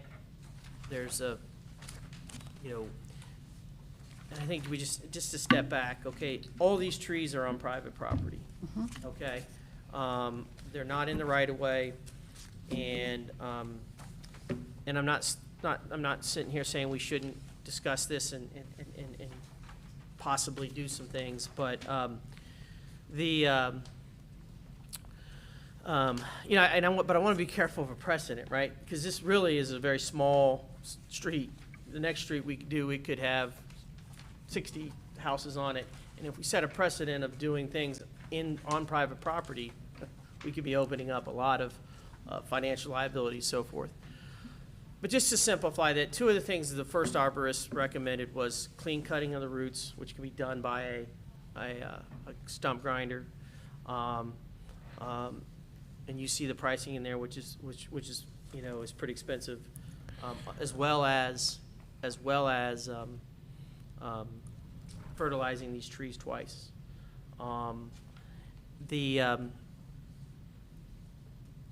You know, I've had a lot of conversation or a lot of emails, misunderstanding, different things that have gone on down there. You know, one of the things that the arborist has said to me in an email and in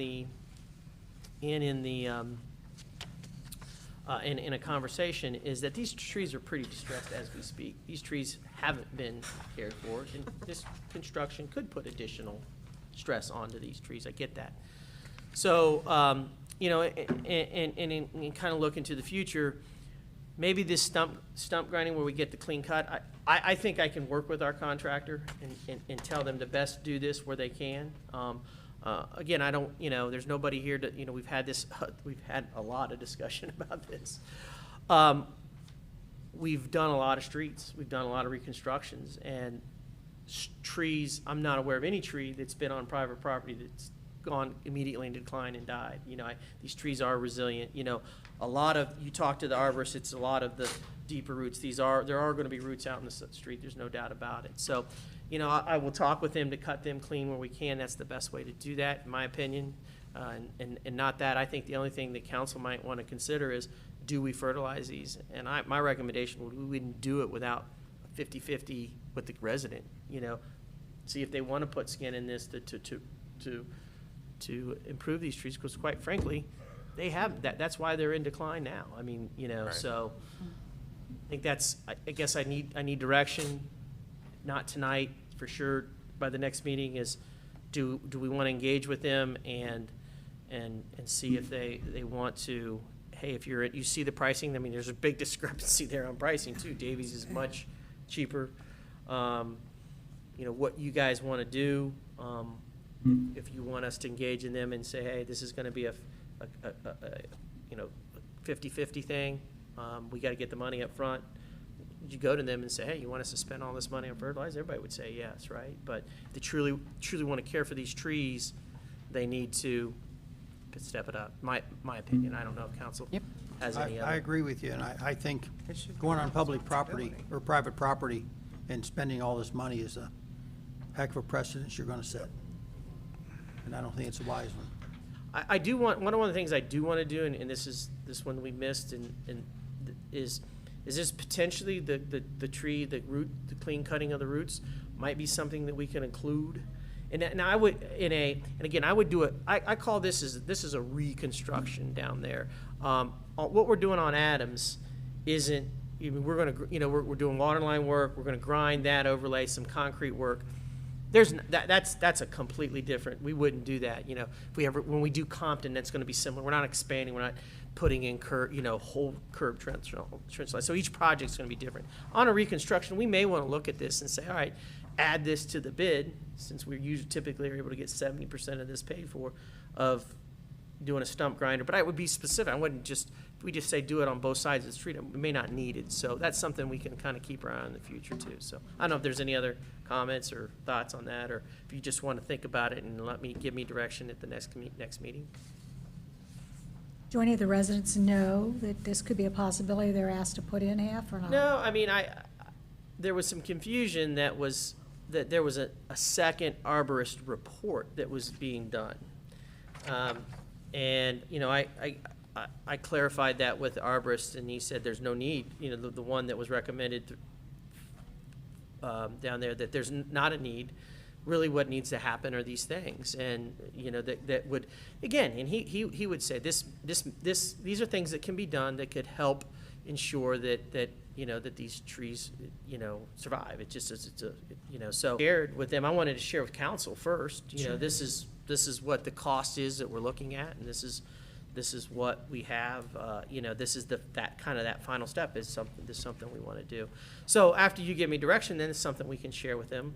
If you give me direction to say, yeah, let's do it, obviously we'll have to reach out to each one down there and say, is this something that you would want to, partner with? Or if you guys can tell me to, whatever, to do the whole thing. So, any other comments or? The only comment I do have is 7929, the Magnolia, that's being removed. It's my understanding. It's small. Is it? Yeah. And I believe they're already cutting it down today. Okay, So- okay. That would come off of there. Yeah. The trees, we marked the trees a while ago, so they know which ones there was already some planned to be removed, so. A lot of money. And then the last item is, and you had it on your desk, we've, there was a lot of discussion, with, when we were doing the fire department, and I think we were very upfront about this, that there wasn't a whole, the ask that we had was big to get the fire department fully, or funded with full-time officers up to 7. And that what we were getting, going out for with the levy was primarily for that and to sustain us for as long as possible. And it really didn't address some of our concerns with capital purchases. I know that was discussed at, several of these meetings. We have a 2000 ambulance, we have a 2010 ambulance, a 2010 ambulance that we rebuilt. So the 2000 is 21 years old, and fortunately there's some things that are going on. And Scott, I think you'll probably address some of the final stage, and Scott will be able to hopefully share some more light on the last phase of COVID money that's coming in for the city's approximately $705,000. $705,000 that we've had half of it deposited already. But we have to show, we have to prove what we can use that for, because it was loss of funds that we've had, obviously with COVID, last year with things that were shut down and our revenues were down. We're pretty comfortable we can justify that amount. So, when we've talked about a little bit about this at one time this number was like 1.3 million, right? It's down to 7. Everybody got their hands on it. And which is still I'm grateful for, obviously. We're not going to do things like, hire an employee or things like that. This is not sustainable. This is a one-time shot. I think we need to really consider replacing that 2000 ambulance. It's 21 years old, and I just don't want, I don't want to put us in a situation where we're, we can't respond. We got our people here, but we can't respond because of our equipment. Right. And I think this is a great opportunity. I think there's a couple ways to look at this.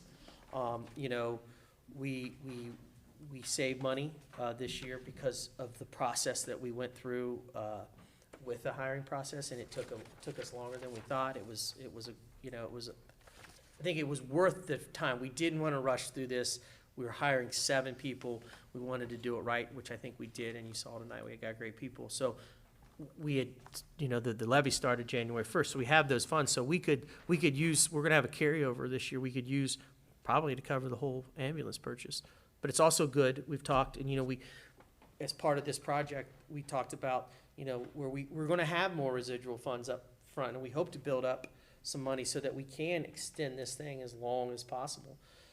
So you may not want to do that. Maybe we want to use funds. We're always applying for grants. Steve's applied for another 0% loan. That's how we did our last one. If we get that, we could figure it out. But I really think it's something, because like everything else, everything is so far out. We've already contacted these places. It would probably be a year before it'd be delivered. Yeah. So the longer we think about this, so we still we're not out of the woods. I mean, and we'll go over this in August. You'll see, I'm sure Bob's been watching it.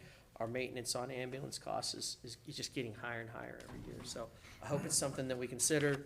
You know, I think that we've, you know, hopefully we've identified, and Scott can clarify this, that we had enough lost revenue. Because what I don't want to have happen, because they're gonna audit this, and they're gonna look and say, hey, you guys got 700. You only had a revenue loss of 300. You know, you gotta give us back $400,000. I want to completely vet that part of it, but you know, I think this would be something that's good.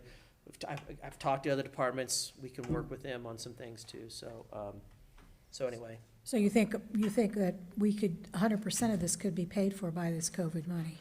Could be. Oh yeah, we're going to get 7. I mean, you'll see the ambulance costs. Yeah. Yeah. Yeah. You That's said- one what option. you're, yeah. That's right. one option. We Right. could do it 100% of the carryover. Right. Because we'll have enough. My forecast, and we'll go over with finance, will be that we'll probably have about between $200,000 and $250,000 in carryover from the levy, or from the fire department. But the money we're getting, the COVID money, we have to be able to, we have to wisely spend it according to how we got it and why we got it, and Yeah. how it has impacted, how COVID has impacted our budget. Yes, that's what we're. So that's what we're hoping for. The cleanest way to spend the money is to be able, for us to be able to show loss of revenue, and there's a whole complex formula. Scott's worked on it, pulled some stuff together that we believe will show that yes, we can more than justify. Because it's not just 1 year, it's up through 2024. We can justify buying an ambulance? No, we can justify that we had that loss in revenue. Right. Once we do that, the money can go into the general fund and we can spend it how we Okay, need got it. Okay. I just wanted to know the Sorry, process. I No, didn't- that's fine, yeah, So it's okay. not Got that it. we're gonna justify an ambulance, it's gonna Right. justify the lost revenue. If we can do that, then we can So use with the spend process, the money got on it. whatever we- Okay, thanks. My opinion, we should do a combination. I mean, I don't see taking the whole 160 out of COVID money or carryover. And if we can get a 0% loan for part of it, use all three. Just so we're not hitting too much on one source. Right.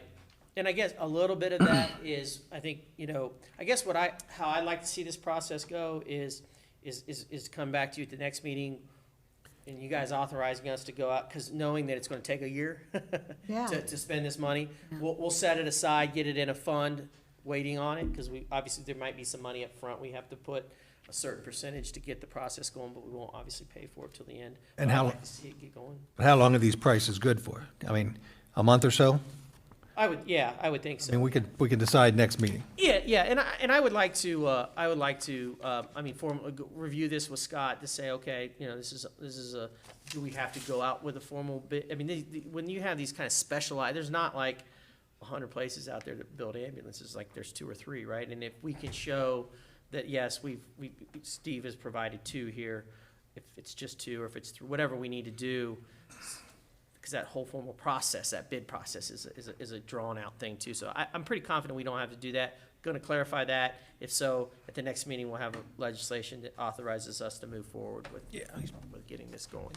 2 bids within $2,000. Yeah. That's They a all know it's- reasonable price, it sounds like. Yeah.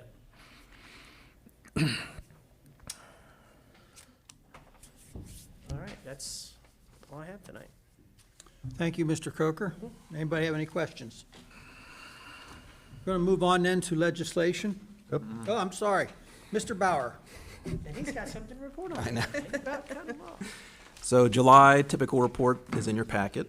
I guess just to, like Bill said, just to touch on the COVID money, say what's not been said already. I mean, in general, it's just you take what your revenue is compared to what this formula says it should have been had COVID not happened. And the difference is how much money you can spend. And sort of our justification is that it can just go back, like Bill said, back into the operating fund, be used for normal operating, for salaries, for purchases of laptops. I mean, it could be for whatever. You know, some people are going to use it for, I think, drainage and all kinds of other projects, but ours conveniently would just be normal operating funds. Kind of makes it easy for us. Sort of the big risk with the funds is you kind of have to do it over a 4-year period. So for 2020, we know what our actual revenue is, and when we compare it to the formula, we're going to get probably like $100,000 to $200,000 shortfall. So obviously that's not the full 700, but we're going to do that next year and the next year and the next year. So we're going to justify this money slowly over 4 years. So we can't just spend 700 this year because we have to kind of go through that formal process. So that's kind of the big risk is you might see that, hey, we're 150 good this year, but who knows what 2022 and 2023 are going to be. So you kind of, it looks at this point like we'll be good with the whole 700, but that's the big risk.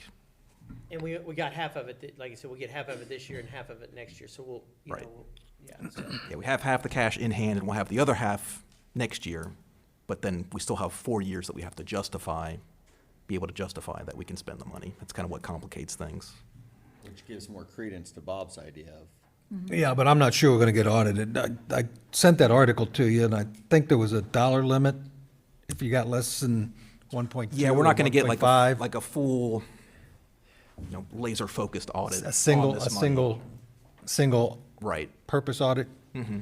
We won't get that, but it'll be included in our other audit. Is that what you're saying? Right, just our normal audit. Yeah, Okay. and I mean, I was frankly I was freaking out about the last round of COVID funds. Like, are we going to have this properly justified? And the auditors didn't ask anything about it. So who knows what that means for the next round?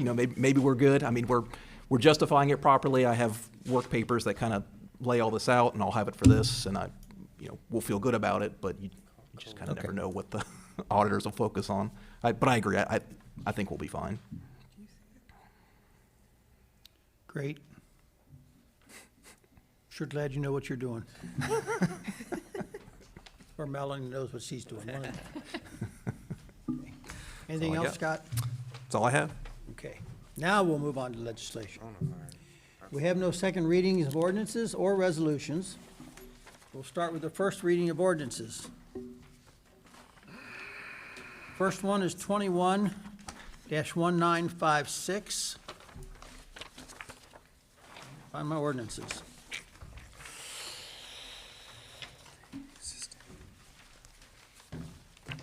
An ordinance amending Chapter 150.103, Building and Zoning Fees of the Mount Healthy Code of Ordinances. We gave you some information on this in the last meeting. Trying to bring our fees up to where we're not losing money. What was the ordinance number, sir? 21-1956. There was some other also information in your packet explaining some of the different things. And I know the committee, is it okay, or is it all right to discuss, or? Sure. Okay. Absolutely. I know the committee, I think for the most part was happy with what was going on. The only feedback I got was, that they wanted to add the credit card fee, for the charge. And I don't know if you saw that, but we added it in section B there. I did, and I had a question, because on the little, one piece of paper, it talked about a 3%, and here it talked about a 2%. And I guess my question is do we want to put a specific number in there? Because if it changes, do we have to change the ordinance? So do we kind of just put? I think, excuse me for interrupting, but I think this was just kind of maybe a summary. I don't think in the ordinance we put anything. Yes, you did. On A, on the last sentence, it says, please note a convenience fee of 2% will be included with respect to credit card transactions, and that such can That be. should be stricken, because I said, excuse me, I'm sorry, Cindy, go ahead, I didn't. No, I'm just reading what it's in Yeah, I there, so know. that was my concern Look is. at B. So Ray and I were talking about this. If you look at B, additional fees and costs, in the event the fees and costs established herein are for a particular, blah, blah, blah, blah, and it says credit card fees there. I think that we were preliminary talking about a convenience fee. I think we should strike that in A and just add, to your point, I think, Cindy, we shouldn't have a number in there. Yeah. It just says credit card fees, and that can change, so. So that's section A, the last sentence, take that out? Yep. Okay. So no percentage, just credit card fees? Okay. Well, you take that whole thing out, and then in B is where we address the credit card fees. Okay. Okay? On the second page, the very first sentence, who's our planning director? Yeah, that's from the old language. I mean, these titles, I mean, it's Gordon. Is that, what's his title? Is it planning director? chief building official. So then it needs. Zoning official? His title now is, he's what they call, building officials now are CBO, chief building official. Okay, should we change that? Sure. Okay.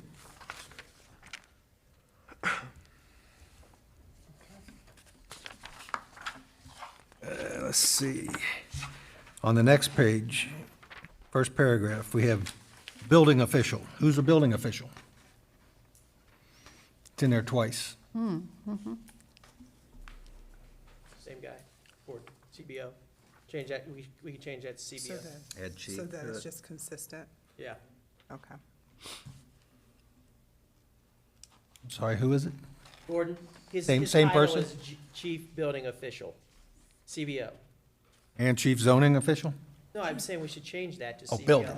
Chief building official. Yeah. So that is consistent throughout Yeah. all. Okay. And the city building department down in Part B, I guess that's Gordon's department? Building department, yeah. Building, we do have a building department, okay. On the next page, zoning permits, Part C, portable swimming pools. Where are we now, I'm sorry? Zoning permits page, the top it says zoning permits. C. Section C. Oh, I have page numbers on here. okay, I got you. C, portable swimming pools. What's a portable swimming pool? Is that like my kid's 8-inch deep, 4-foot around thing? It has to have a fence around it, 4 feet high? Yeah. No, portable swimming pools exempt from building permits are required to be fenced. I remember when he originally talked to us about this, this was like the new in-text style ones that are bigger, but Yeah, no, you you're right. don't have to have one around. It's no basically an definition. above-ground pool, right? Yeah. I think we need to define portable swimming pool as an above-ground pool of greater than a certain, greater than 2 feet deep and 10 feet across or something. And we just did this, right? I mean, but that wouldn't have been the length. I wonder if it's, Is it published yet? When going there this year? because we did something earlier this year on swimming pools. I thought that was built-in pools, in-ground pools. Well, can that be checked, cross-referenced with the zoning that we just did? Right, see, that's where I think we might be cross, so when Ray pulled this up, it was existing zoning, right? We passed something a month ago that wouldn't have updated this. So I think it's a good point. I mean, we just need to take the first reading on this tonight. I think we ought to see if what we passed in June is would update this. Or if we need to word it differently or define it anyway. Right, okay. And on the next page, number 10, it says excluding, swimming pools excluding portables, so that's gonna have to follow along. And that says excludes portable. Sadly, I think that's all I have on this.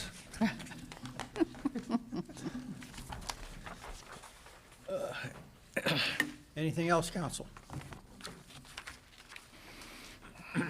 First reading, obviously. Yep. Yes. Everybody agree to that? Okay. Next ordinance, 21-1957. An ordinance amending and updating the existing City of Mount Healthy civil service rules and regulations.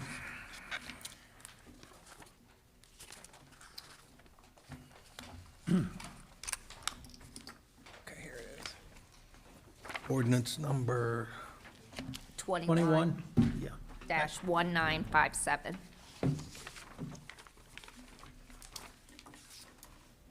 I think I head nodded a little bit when I was reading this one.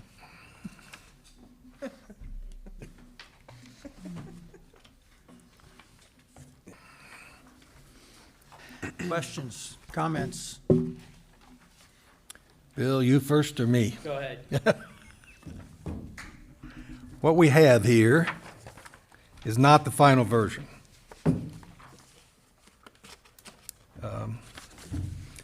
I called Mr. Coker and made some comments that were changed and something was sent out, and then there was a couple additional changes made, so we do have a final version. Okay. It's attached to the original ordinance, and do you want to get a new one out to everybody before the next meeting? I Not gonna- can. We're going to do 2 readings on this? Yes, yes. So this is just the first reading. Right. Okay. Are there major changes? Are there major changes to, I mean, in addition to what? There are about 10 or 12 changes that were made, but, I mean, it was mostly minor. Some of it was like they deleted a whole section, but it was referred to someplace else, so that had to be fixed.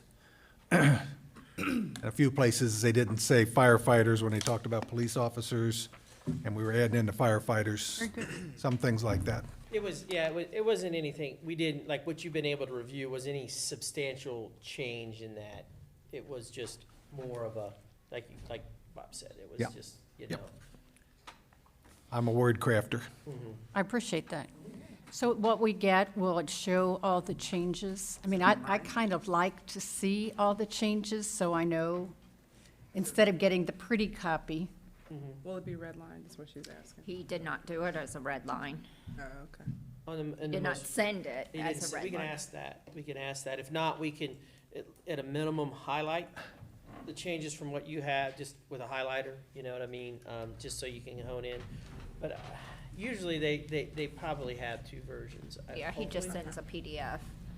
But that's the other issue, is that we're working with a consultant, so everything we get is in a PDF, which I understand, because they don't want us, they approve it, and then they don't want us to alter it, so that's a challenge, so, but yeah, we'll find out, if we can get that, if not, we'll They have. should be able to I can do put, that. I can put They've gotta together a have a list red of the line. changes. Yeah. The 10 or 12, Yeah. 14 items that Like you said, were changed, and get that to everybody. Yeah, Word thanks, Bob. document, redlined.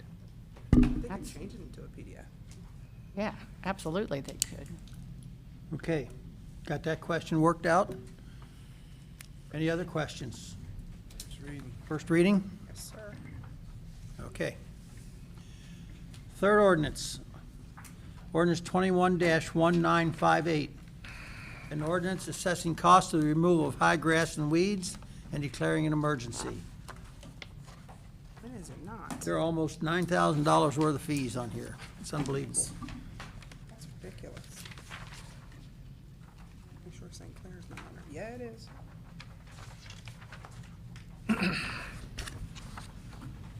Well, unfortunately, if there's any questions, we do a first reading.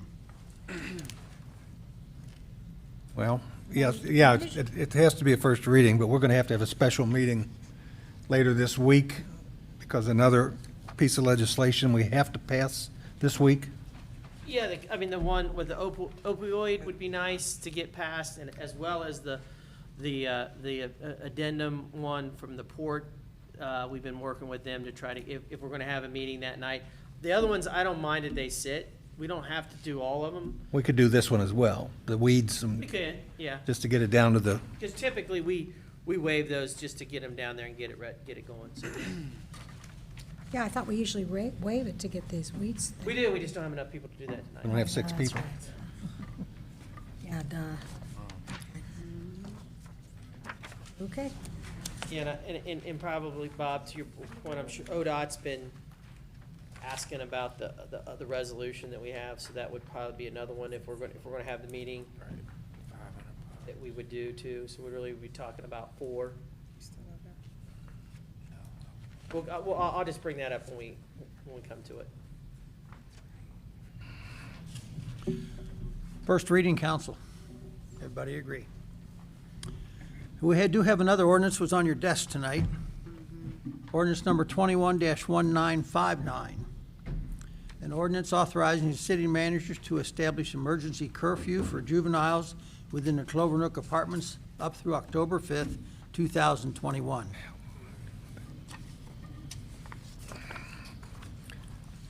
Is there any fear of this chasing them out to another part of town? Possibility, I guess, yeah. I personally don't have that fear, because as Chief said, the people that are committing a lot of these crimes don't live there. they're coming there for a specific purpose. Yes. There's something attracting them there. There are a couple people maybe living Other there. like kind. Yeah. Plus the fact that there's some areas there that are pretty remote and secluded, so that secluded. just opens it up to, yeah. Right. I mean, this is. Can you clarify the time? Yeah, it's wrong. This is the first Yeah. time I'm seeing it. I know they literally put this together, I think, in Yeah, about I get it. Well, on the next page, it's correct. It says 9 PM to 6 AM. Right, that's on the first, or the fourth whereas clause, it should be 6 AM. And, 9 PM I think that one could be discussed. I mean, Jamie brought up a good point. I mean, some school activities aren't gonna be over by 9 o'clock, so. And it's hard to gauge, because you think a lot of these would be a lot of the issues we're having would be happening late at night, but some of them have happened in broad daylight. Right. No, that's the thing, we've discussed, it's like, well, they should be here during these hours. Well, Right. you're never gonna hit it right, So maybe, Right. huh? Last shooting was before 11 AM. Right. But so putting that curfew later than 9 o'clock probably isn't gonna be that crucial. Right. We've had these discussions before, right? This is a tool, Oh, yeah. It's something, it's not like we're gonna go down there and hammer this out with a bunch of curfew it's a discussion, it's a way for us to, like the chief said, engage, so. And like I said, if it's, what are you guys doing? We're just walking home from the football game. All right, well, we gotta let's go on, it's time to get in, go on inside your house, hang out, whatever, but, so. And, and I was trying to manage this today and through emails and quick conversations and so forth, and Bob got me in trouble with one conversation he got at me, and I had to run, that we had 1 minute to get back into the courtroom, but, yeah, I mean, being it to October 5th is just, again, it's, and we can revisit it, we could extend it, hopefully we've seen some progress. I mean, it's not that far away, but. I think we need to do something, and this has been through the law director, so we know it's not gonna solve the issue, but. Right. And is this something so they know what we're doing, and that when they get pushback from their students, I mean, I think we need, from my perspective, I think we need to let them know if a child says, I can't do this because I got to be home because I got a curfew. Okay, this is really what's going on. Right. And the same, and that they do what they need to do in school, and I want them to do their extracurricular activities and those things, but just to get everybody on the same page, the teachers, the administration, I think have a right to know. I can take care of that. I also, fortunately, this year we returned high school busing, and the superintendent was very smart in that they got a big grant to help with this. There's the 1 mile rule that usually goes into effect. She also added to that no one has to cross Hamilton Avenue. So you actually will see very few students walking home from school now. Kids that live in Clovernook Apartments will have a bus now, even though they're less than a mile. You think they'll take it, though? We'll see. Yeah, Yeah, I it's mean, first day, I don't want, yeah. Yeah, hopefully. But there's an after-school program as well, and there's an activities bus now, which we didn't have before. There are some transportation options for those kids, and I think that's part of this whole conversation. I can talk to the superintendent, because you're right, that's important. I was gonna cover it under old or new business, and it was kind of touched on in the report. We had a great meeting with the school, clarified some things, and, so, yes, that and that's a lot of what we talked about, right, is communication. So, yeah, we can let them know, what we're trying to do here. I just, like I said, I personally hate curfews. I hate punishing a whole population of people for a small group, especially teens, that we're encouraging to go to football games or work at UDF. I have plenty of students that work at UDF that'll, walk to and from work. But at the same time, today blew my mind when the students were telling me, that shocked me. It's usually the opposite. Usually I hear the students telling me, not tell the cops, get out of there, we don't need them. Today, it was like a call for help, which shocked me. It wasn't even purposeful conversation about this. They brought it up. Well, and all that, I mean, the medical profession keeps talking about how many hours of sleep students need, and, I mean, golly, they gotta be in bed so they can be up. And I understand they don't want to hear that, but, I mean, that's another good reason to get them home. But a lot of this too is, it could be a number of students, just not one or two walking, but a crowd of students, 20, 25 kids hanging out. Didn't he say there was one incident when they had a large group? And I largely don't think it's our students, because I've been keeping track of who's getting shot and who's getting assaulted and who's assaulting, and it's not. Right. So part of me says, I hate that we're locking those kids down that aren't causing the trouble. The other part of me says, we're doing this to keep them safe. But we're trying to protect them, yeah, the people that live down there. I will say, I do think the way we did it with the chief and I spoke for hours when we did the curfew for the festival. I did not like that. I did not, and it has worked out wonderfully. The police have handled that perfectly without arresting kids that weren't causing trouble. No, they come through and they question my granddaughter. Yeah, She said, well, my grandpa's right here. They've My mom's done a right there. great job Okay, with it. they moved on. And I was very skeptical of it. So I do support this, especially as a short-term thing. And see how it goes, because it is, it is short-term. We're only talking a month and a half. We do have a football game Friday night. I'm worried about students coming home. If I think that it's not being enforced properly, that's going to be a conversation I'll have with the chief personally, and then also come October 5th, we'll have to think of. Is there something magical about October? Why wasn't it extended till? I think more just the cold weather. Isn't that our first council meeting? I assume that's, I didn't even think of that. Is that? Probably. Is that our first October meeting? It is. I do know there's an uptick in violence, during warmer months. No, it's still pretty warm. 1st of October, still pretty warm to me. Yeah. Okay. Anything else on this first reading, council? I have one request to make a change on section 3, and this is the first of numerous changes in the ordinances tonight, or resolutions. Should read that the city council finds this ordinance to be an emergency necessary to protect the health, safety, and overall welfare of the city and its residents. And then we can start scratching out from there all the way down to the next line and the beginning of the next line, separate days and hereby authorizes the adoption of the ordinance, scratch upon the first reading, period. That this resolution shall be in full force and effect from and after the first date provided by law. Take out all the information about the three-quarter majority in the first reading. So it's residents take out, After starting res- at and.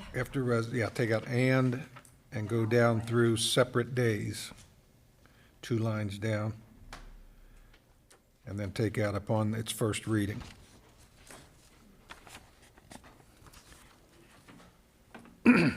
I talked to Scott today, emailed Scott today about this, about several of these resolutions that have similar language, and he agrees to a point, but he's happy that we have the chart on the front of our ordinances and resolutions showing the vote for and against the suspension. He thinks that will suffice to cover this. And I can't support putting it in the legislation, because if we don't do it and it's still in there, then it's a lie. Right. And it doesn't, so. I mean, I agree with Bob. I kind of helped broker this. I mean, Bob's been having this and yeah, I definitely agree. I think Scott tends, we had some experience from other communities, and this is kind of carryover from that. But I thought he was receptive of it and is willing to work. So, yeah, I think it's good. Okay. Thank you.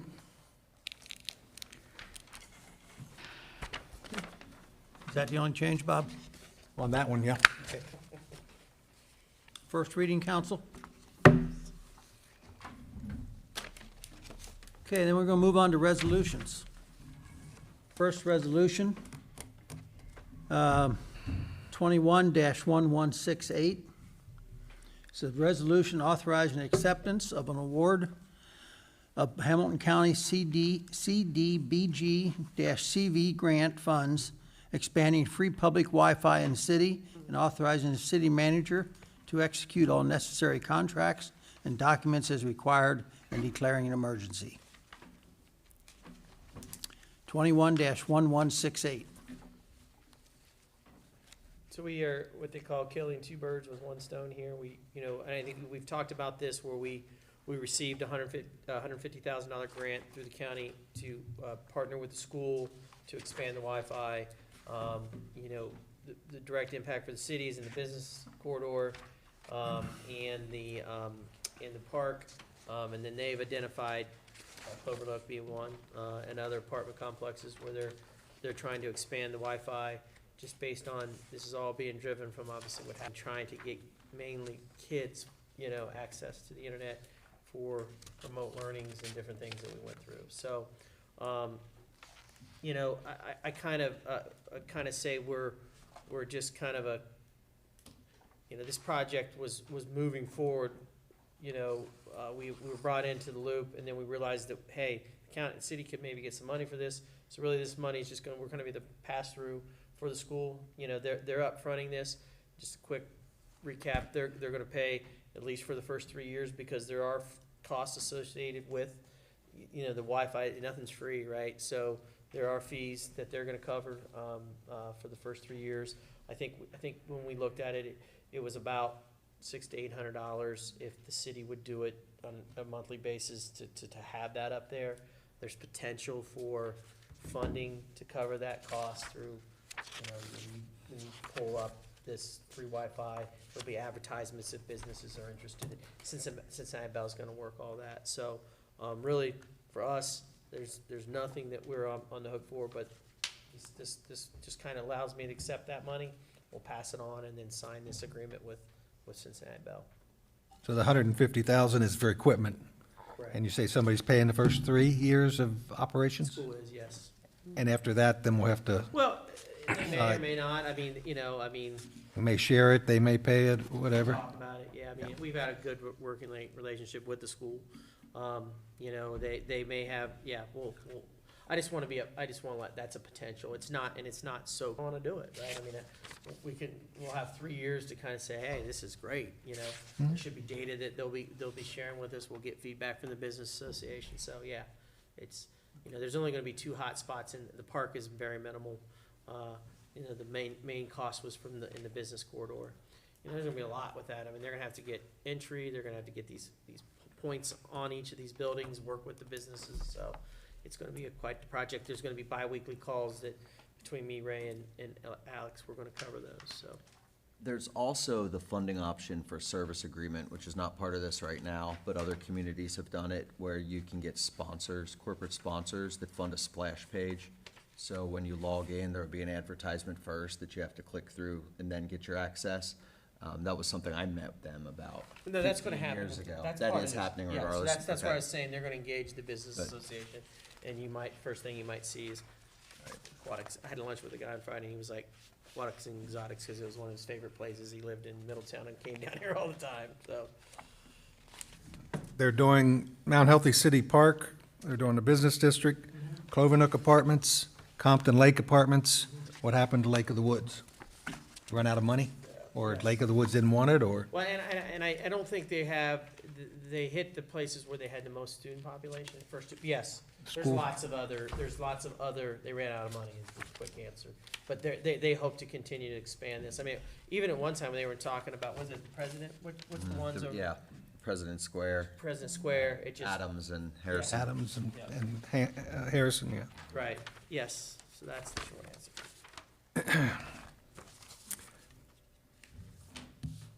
Let me ask you a question about, next to last page, The service agreement? page 10 of 11.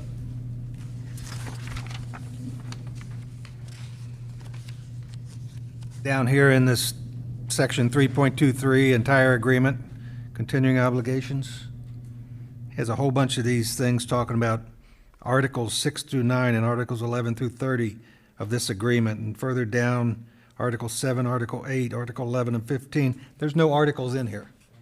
Can you find out what that's all about? This only goes up to section 3, so I don't know what.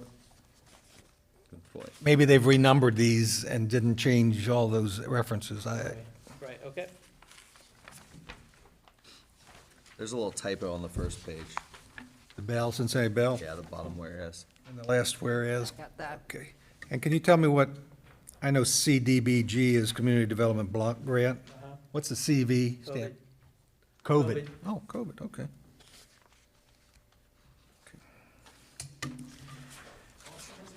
We're taking it everywhere. Okay. And then on second page, section 2, there's a wrong word. The third line should be well as executing, ing.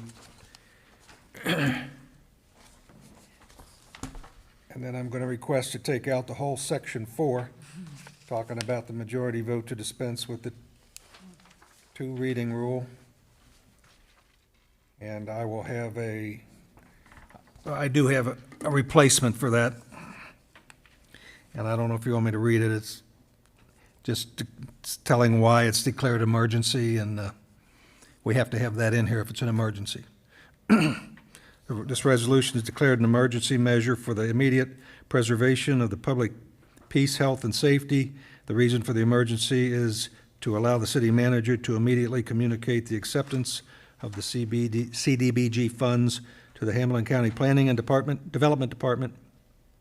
This resolution shall take effect and be in force immediately upon its passage by council and approval by the mayor.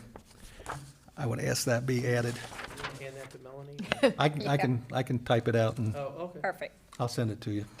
Is that, because that's in here. In place here. of section 4. Yeah, but in section 3, it talks about shall be in full force and effective from and after the first date provided by law. So I guess it doesn't make any difference. That's a dupe. Okay, we could take that one out. I'll take that out of the second one and just leave the reason for the emergency in there. If it's an emergency, it goes into effect if we have 5 people vote for it. Right. Right away. Talked enough. I need another drink of water. I have a question. Yes. On page 7 of the contract, Cincinnati Bell, 3.4, it says confidential information removed at customer's request. And then 3.6, indemnification removed at customer's request. We requested that? This is, both us and the school are signing this, so I'm sure that they requested that to be removed. Yeah.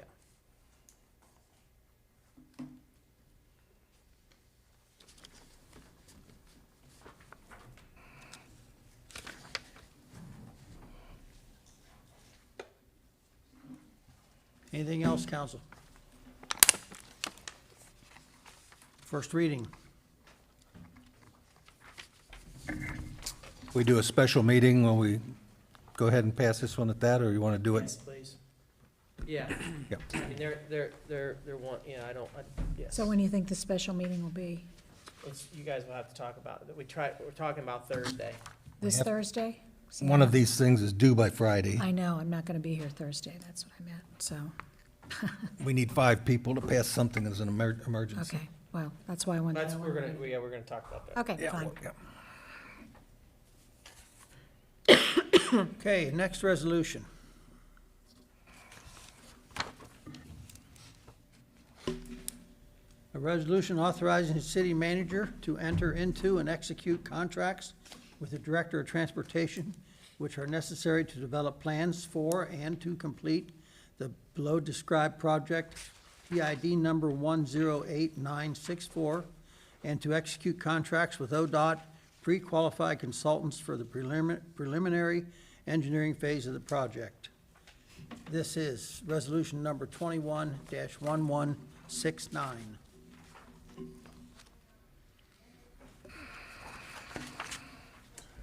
This is for the Hamilton Avenue project. Yes. This is giving you really money and- boilerplate from them. They're offering money and we're taking it, right? Exactly. Is this their resolution or ours? Theirs. We still have to take it. Well, I mean, Section 7. We have to take out the first sentence, that the council, by a 2/3 majority vote, dispenses with the requirement this resolution be read on 2 separate days, and hereby authorizes the adoption of the resolution on its first reading.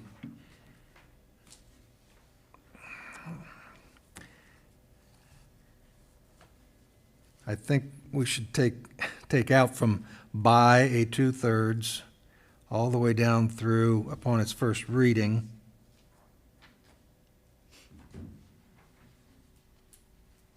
So that it would say that the city council, I don't know,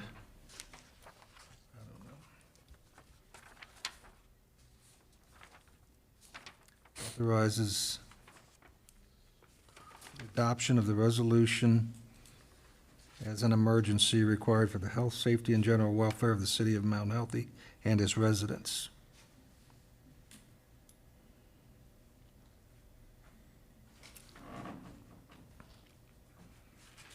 The resolution is hereby declared to be an emergency measure, and then when emergency is to expedite the highway road project and to promote the road safety. Following action shall take effect and be in full force immediately, blah, blah, blah. We need to take out the part about 2 readings, or waiving the 2 readings.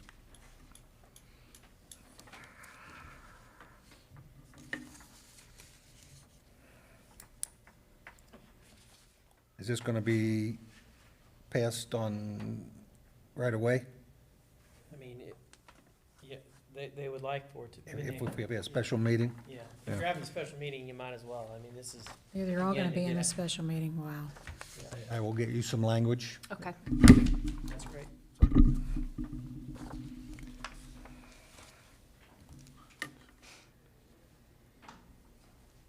Any other questions? 1169, 21-1169.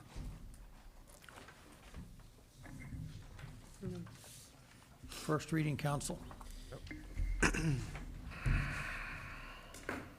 Next resolution.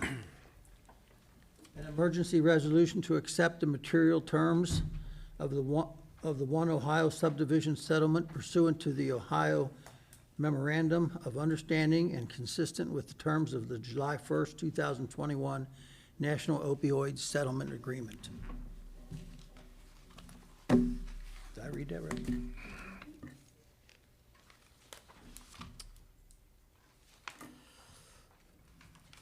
You sent this out by email, city email. I never could pull it up. Couldn't open it or anything. Really? Yeah. I didn't realize you were on jury duty. I tried calling you Oh, today, yeah. but that's fine. I just, And this is the driver behind, this is the one that Scott has asked us to do to submit to them before Friday. Their deadline was Friday the 13th, and then they extended it till this Friday. And this is just kind of, I think Scott's words are, just to double, make sure that we're in line.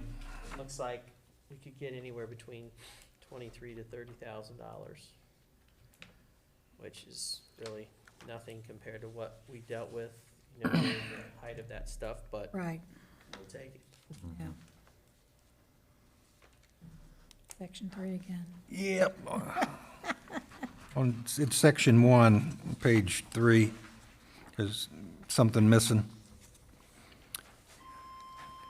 got July 21st, 2001 period, but there should be, it should say, with the material terms of the July 21st, 2021 agreement or settlement agreement.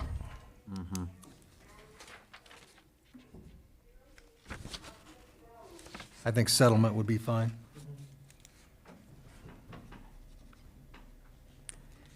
And then all of section 3 has to come out. And I've got some language again. This resolution is declared an emergency measure for the immediate preservation of the public peace, health, and safety. The reason for the emergency is that the immediate passage is necessary to meet the filing deadline for the city to participate in the proposed settlement to receive funds to continue the opioid battle.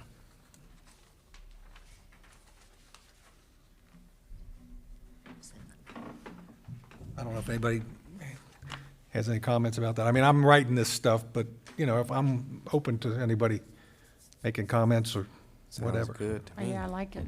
Yes, sounds good. It's required. Is this eventually gonna not be? Yeah, I talked to, Scott and I emailed a little about it today. Yeah. That's the Other last questions or one. comments, council? Yeah. First Thanks. reading? Thanks for picking it up, yeah. Next resolution. A resolution authorizing the city manager to sign an amendment to the original engagement letter between the City of Mount Healthy and the Port of Greater Cincinnati Development Authority with assistance from the Ohio Environmental Protection Agency to obtain environmental assessment and conduct environmental remediation. Resolution number 21-1171. So, this has been an ongoing partnership with the Port Authority to try to get additional remediation to the old, the Compton Road site. I often refer to as the tire store, basically between where, you know, right behind Native Moon. Native Moon, that little postage stamp that we own, right? That was a gas station at one time that has created problems, you know, in the last few years. One of the businesses was trying to get a small business loan because there is contamination there. We knew there was contamination there. We acquired it, and we just were like, we're not. This is going to be very hard to develop. It's so small, and we just, you know, we left it, but then it became a problem. So we went through a first phase environmental, and now we're trying to get funds from the port. And I've just been working with them. So we've talked about this. I don't know if you remember this agreement, because basically, man, they're pulling us through. I mean, the port has, you know, a staff attorney that can help with this, and so, but we had this working agreement, and then they just came into this you'll see the addendum is quite complex, right? And so that's when I'm like, all right, I got to bring Scott into this, and just to just work through this process. So they're asking us, you know, they're the lead on this. They're getting the funding, trying to get the funding for us. They asked us to sign this additional addendum, so I wanted to bring it before council. Yes. Question. On the second page at the last paragraph before the witness here, it says the right of entry and consent shall be in effect for the period of, and it's a blank, years from the date of its execution. Could we put some number in there? I don't like blanks. Okay. And then on actually the port, under environmental assessment review, on the third bullet point, if funding is not available, the City of Mount Healthy will need to pay for the environmental reports necessary for remediation. I mean, how much? I have no idea what kind of monies we're talking about. And we don't need, I mean, if that comes, I mean, I think they just want us to put that in there. We can make the decision whether we want to do it. This doesn't force us to do this. Okay. We're asking for the funding, and they're saying if the funding isn't there, then the city's, you know, okay. This was their language. if we don't want, if we can either decide if we want to do that or not. So, but yes, I agree that there should be a time frame in there, and I'll get that. We can add it at the next. Thank you. Yeah. What was that section again? It was the very last one before in witness whereof. The right of entry and consent shall be in effect for the period of blank years. You see where I'm talking It's about? on the back of the article. It's a back, Above your name. Okay. Yeah, there's a blank in there. Yep, I got you, thank you. And just so you know how far this affected businesses, so this property's on Compton, and when Hilltop Glass moved, it affected their small business loan, all the way down there, multiple properties, right? So we got that taken care of, but it's crazy how much this affects surrounding properties. Yeah. in the future, that could be a good area to develop for some parking. Yeah. But we can't do that now because we've got this to clear up, right? Right, Not right. until it's remediated. Yeah, I mean, there's been businesses that have even inquired about that, which we Right. may, because again, you're not gonna get many public spots out of that, but, so we'll, yeah, there's other options. That's really, and we had that discussion through there. It's like, look, we're not gonna put a 3-story building, because a lot of times the state looks for, we can redevelop this and how many jobs is gonna, we're like, whoa, this is, we need to clean this up and go from there, so. Okay. Questions or comments, council? I actually have nothing to say about this one. Thank you for your work on the others, though, and coming up with language, honestly. It was, my earliest memory of it was a Tressler Comet car wash or service station. And I think we talked about it, Bill, but Yeah. I don't recall whether they had lifts, in-ground lifts or anything. I remember seeing people outside all the time jacking up cars, to change tires. Okay, one more. Not unless you're making them up. No, I don't think so. None of us have it, hon. What? It's on your list here, but none of us have it. Ah, then I guess this one wasn't included. No, you read them all. You did them all. Yeah, we've Oh, got, this is a duplicate. We're all in agreement. We're done. Yes, you're done. Okay, Still have executive session. no more. Yeah, we still have an executive session.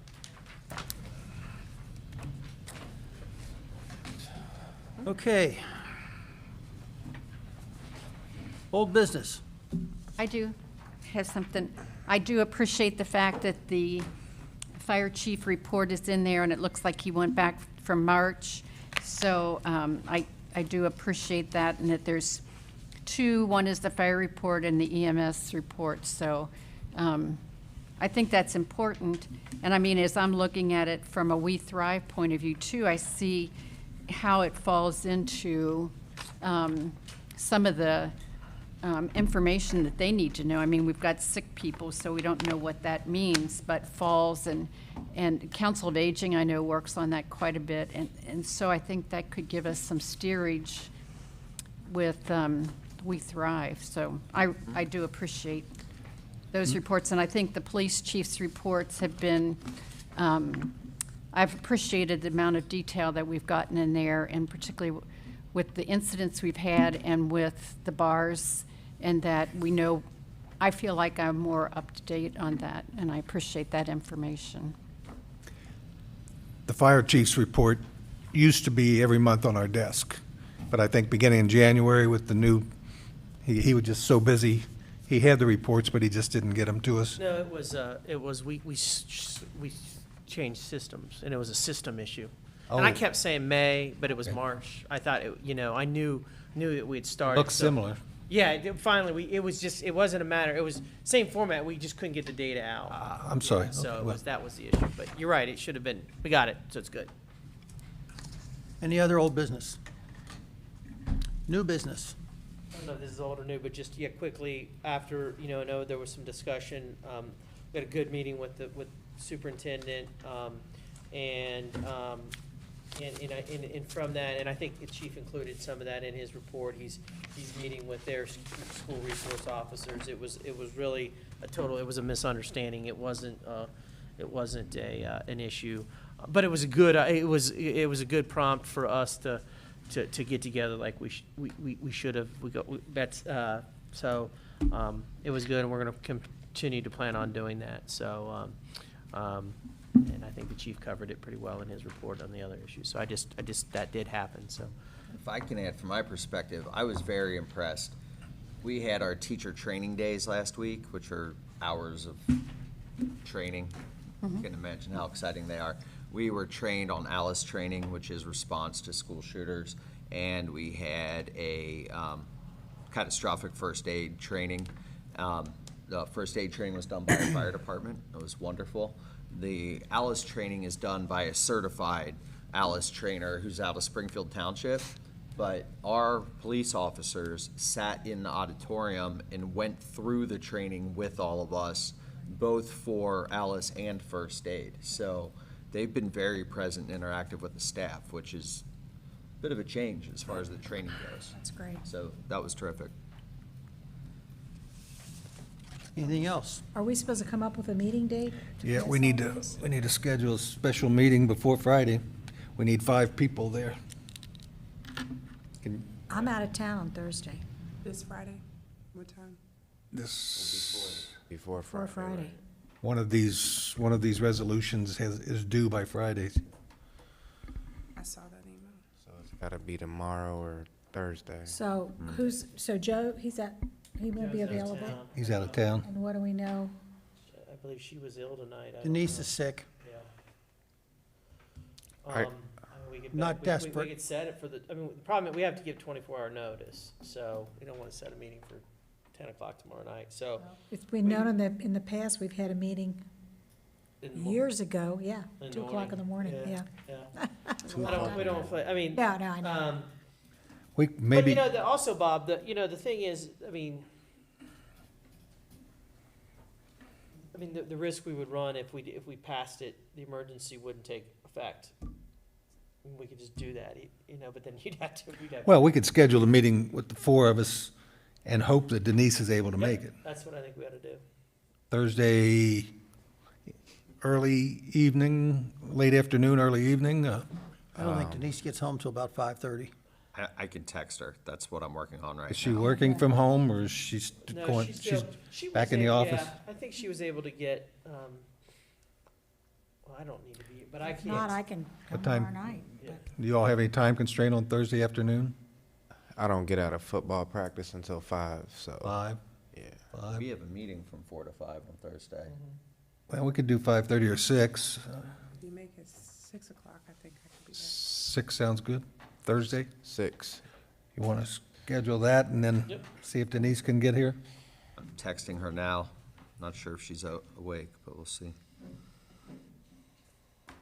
Yeah, we can pass it as not an emergency and Yeah, just hope nobody takes it to Right. to a vote. Right. Vote of the public. We're trying to get money.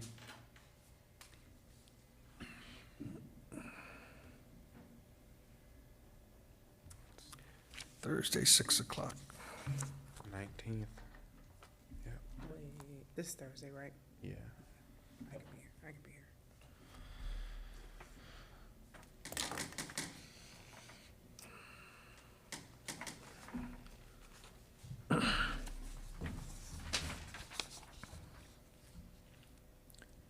I'll let you know if she replies. Okay.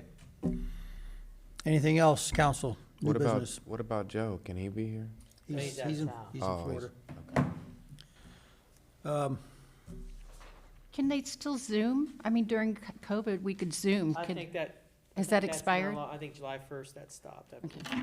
Well, grasping at straws. I want to check this out, see if that was extended at all. Yeah. Because if she could FaceTime. Mr. I Bob, could would you pull up- make a motion to go into Yeah, executive that's- session? That's Yep. what I'm thinking too. I move that the council go into executive session in accordance with Ohio Revised Code, Section 121.22G2, to consider the purchase of property for public purposes. We have to do a roll call or a individual? Don't we? Yes, we do. We need a Roll- roll. Are we second. going in that little room? I second. No, we're gonna stay, I think we stay. Jenny seconded. We stay here. Mrs. Lingo, Mrs. Moody, Aye. Mr. Parsons, Aye. Mr. Redding, Mrs. Dosa, Mr. George, Aye. Ms. Sheets. Aye. Okay, by a unanimous vote, we are going into executive session. The meeting is basically over. We will adjourn when we come back out, so you may stay if you wish, or you may go home.